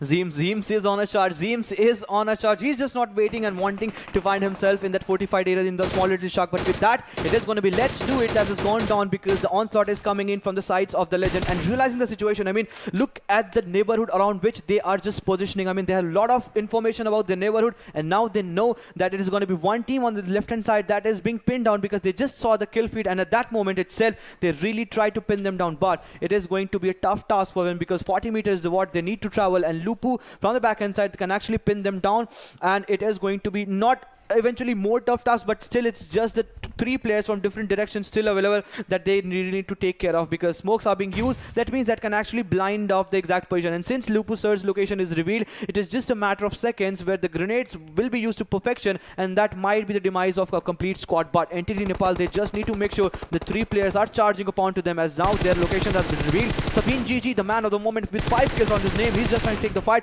With the vehicles getting completely dispersed, it is now going to be a tough, easy task for Entity Nepal to survive in this situation. With now grenades are being pinned down onto Lupusa. It's just a matter of second where he will be taking care of. Yes, there we go. No, but Panda OP goes down with that help of grenade. Rather, before that the grenade comes in, he was the one that went down. But now Sabine GG is on a charge. Well, we've got 2 teams remaining. It is going to be 4 Godawari fighters finally chiming into the arena. I've been calling this name out for quite a long time, and they listened to my prayers. 16 defeats to this team, and they still have 2 more to confirm. 18 kills is what 4 Godawari fighters walk away with this final game on day number 1 on Erangel, and what a domination this team has showcased. With that, they find themselves on the first page, on the first spot of the overall ranking with 2,667 damage dished out. 33 points total from this game. A GG play is what this team was able to showcase this time around, and what a way to end the day. 18 kill chicken dinner. I mean, yeah, that's what this team does. That's perfect. That is absolutely perfect. Complete decimation, complete onslaught is what four Godawari fighters. They were not four towards the last of the circle. We just saw 3 players alive, but the 3 were making is as equal as all the 4 players are alive, and they got that high fracking chicken dinner as we both were rooting for them, because in the game of Sanhok, they did falter on because then there was numbers advantage were there, but the terrain was just not favoring them. But this time, they were just pretty much aware of their surrounding. We just saw Entity Nepal when they were pinged down by one team. They really had their crosshair set up on, and the grenade spot on landing onto the head of players, that was just so easy for them. Absolutely. With that, let's move on to the MVP that we already know who it's supposed to be. The 9-kill. Yep, the 9-killed lad. It was none other than Zeems Gaming from the side of 4 Godawari fighters who got those 9 kills. But along with that, he was also part of the 4 assists. 1,424 damage all by himself. What a massive play. What a massive play from this dude today in this final game. But as you move on along, his teammate is right there to help him out as well, where it is Sabine GG from the side of 4 Godawari fighters on the 2nd spot in the top players with 7 kills, 837 damage dished out. But you have to commend Entity Nepal's approach as well. I mean, this team needed those points. We've been asking that what exactly could they do to bring in that sort of a playstyle for themselves? Well, they found the answer, and they've showcased it resiliently and perfectly. Placement point. Placement point is what they have played for now, because we just saw that the 2 players were alive. They could have taken the fight, and they really averted all those fights in those mid stage of the game, and towards the down end it was so the case, but at the end they were getting all those important 12 placement points. Adding more to it, we'll get to say the overall ranking when we get to see what sort of total point Entity Nepal that they got. So, but 2 kills, 692 damage is what he holds for the moment with Rogue Nations. Obviously 3 kills, 1 player for Adela, but it seemed that Zeems Gaming, I mean, the sort of performance he really express, this was bound to have that we need to him again on our TV screen. True, there's no two ways about it. I mean, 9 kills, 4 assists, that is just god level play being showcased from Zeems Gaming indeed. And in doing so with 1,424 damage, I mean, we've been looking at the damage graph again and again after every single game. We've seen teams not approach 1,424 damage in so many games, but look at this dude. He's created a team all by himself with a 1-man squad. Indeed it is. I mean, he's a one-man squad for sure, as you perfectly mentioned. 4 Godawari fighters, I mean, it seems that all the 4 players are just capable enough of one more team. I mean, but just because of that, we can get to see Zeems Gaming and also finding himself in the maximum assist, a lot of highest damage, highest skill, a lot of tally, a lot of column being filled by just one player from the sides of 4 Godawari fighters, and now it was Sabine GG. This is also one dude from the sides of a 4 Godawari fighter that really commend and really, I mean, help the players while taking the fight, and resulting them getting a lot of kills. 18 is what they stand, a total of 33 total points that we got to see. Entity Nepal, they got 12 placement points, but still decent in number of kills. I mean, 17 total is what they take away from this match. Absolutely, and as you move on along, the Legend Esports chiming in along with 2 kills, 8 placement points, 10 kills in total to that team, along with Rogue Nation, 7 kills to this team, and only 1 placement point, find themselves on the 5th spot with 8 points for themselves. And on the opposite is going to be the play showcased from the side of PUBG Minion Esports as well, with the 6 placement points, only 1 kill, thus finding themselves on the 6th spot. Paradox OCE trying their level, but eventually of course getting caught off guard once again during that rotation. But in the other front altogether, we do see the side of Team ZeroDeath that played their cards to perfection in the first game. Sadly this time around were caught off guard thanks to Illuminate True bringing down 2 of the players of ZeroDeath right in the earlier few minutes of the game itself. Thus only a 2-man squad is what ZeroDeath were left with. Sadly we're not even able to confirm 1 kill for themselves, find themselves on the 16th spot. And again, a conversation that will, I believe, be moved on along from day to day. SCL EnvyUS and Team Ronak. Exactly. I mean, a lot of fight that actually happened between them, and moving on to along, we got to see the damage graph. I mean, a lot of team has just mentioned the one guy from the sides of 4 Godawari fighters. It was 1462 that he secured, and as a team as a whole, 4 Godawari fighters did secure 2667. So more than half of the total damage that the whole team secured is what the lone guy Zeems Gaming secured. Well, what a play this has been. What a final game, I would say this has been, where teams tried so many times to be a part of the arena itself. I mean, we saw FURIX Nepoz bringing themselves into that fight, into that kill department. Not kill department, but the kill feed itself. But sadly, were not able to confirm the kill for themselves. Thus, they've got 734 damage bar that is being showcased right there from the side of FURIX Nepoz, but sadly no kill for themselves. On the other front, talk about Darksyde. They were also part of a lot of fights. 979 damage dished out. That is quite a lot, but only 3 kills being converted from that. So again, that means that Darksyde were part of good fights. They were part of fights. They were not part of good fights, because good fights would mean you walk away with points. But sadly, that is only 3 points that this team got. But with all of this confirmed, with 4 games played on this day number 1 of the region finals of PMCO Wildcard region, we have 4 Godawari fighters finding themselves on the top of the leaderboard with 53 points. Team ZeroDeath closely following them with 3 points shy on the 50 points on the second position, and then it is going to be RF officials with 48 points. So still a very close affair between the first 4 to 5 teams. Indeed, it is just a 5 to 6, 7 point is what the lead is secure, but then we get to see a drop, and that drop is certainly the name of Paradox OC, standing at 38 total points.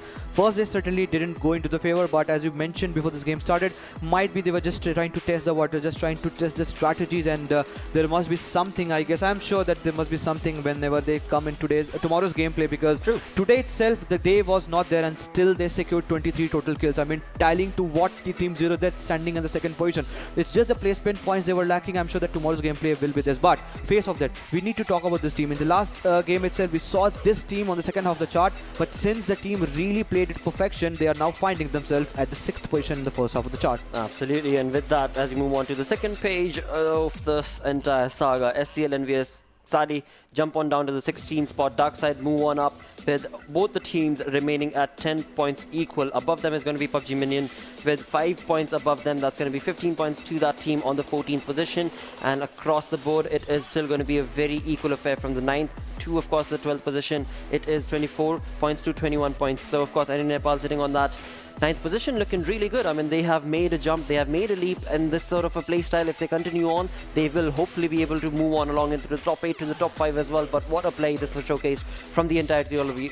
You talk about Team Ronak, you talk about 4 Godawari fighters. I mean, just phenomenal, sensational play, but that's just the day one. That's just day 1 of the entire saga. With that, we also do reach the end of our stream for the day. Thank you all so very much for tuning in. We'll be back again with some incredible plays from these teams tomorrow yet again. Until then, take care. Bye-bye.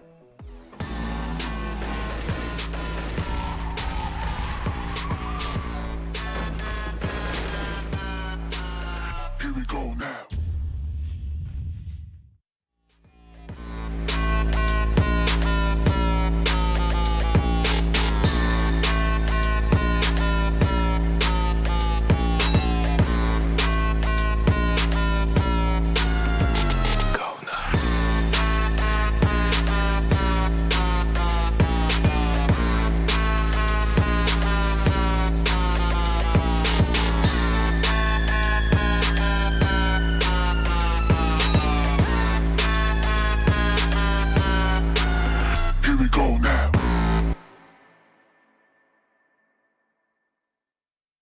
Here we go now. Here we go now.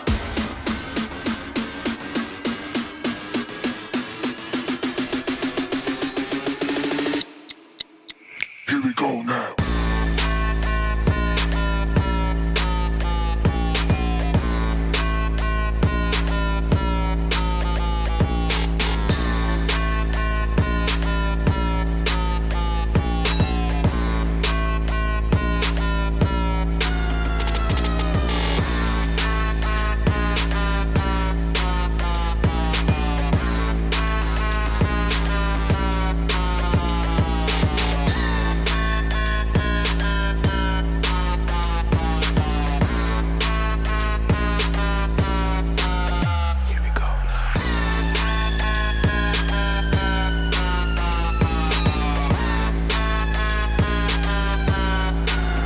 Here we go now.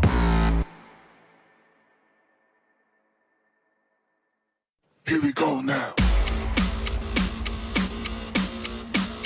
Here we go now. Here we go now.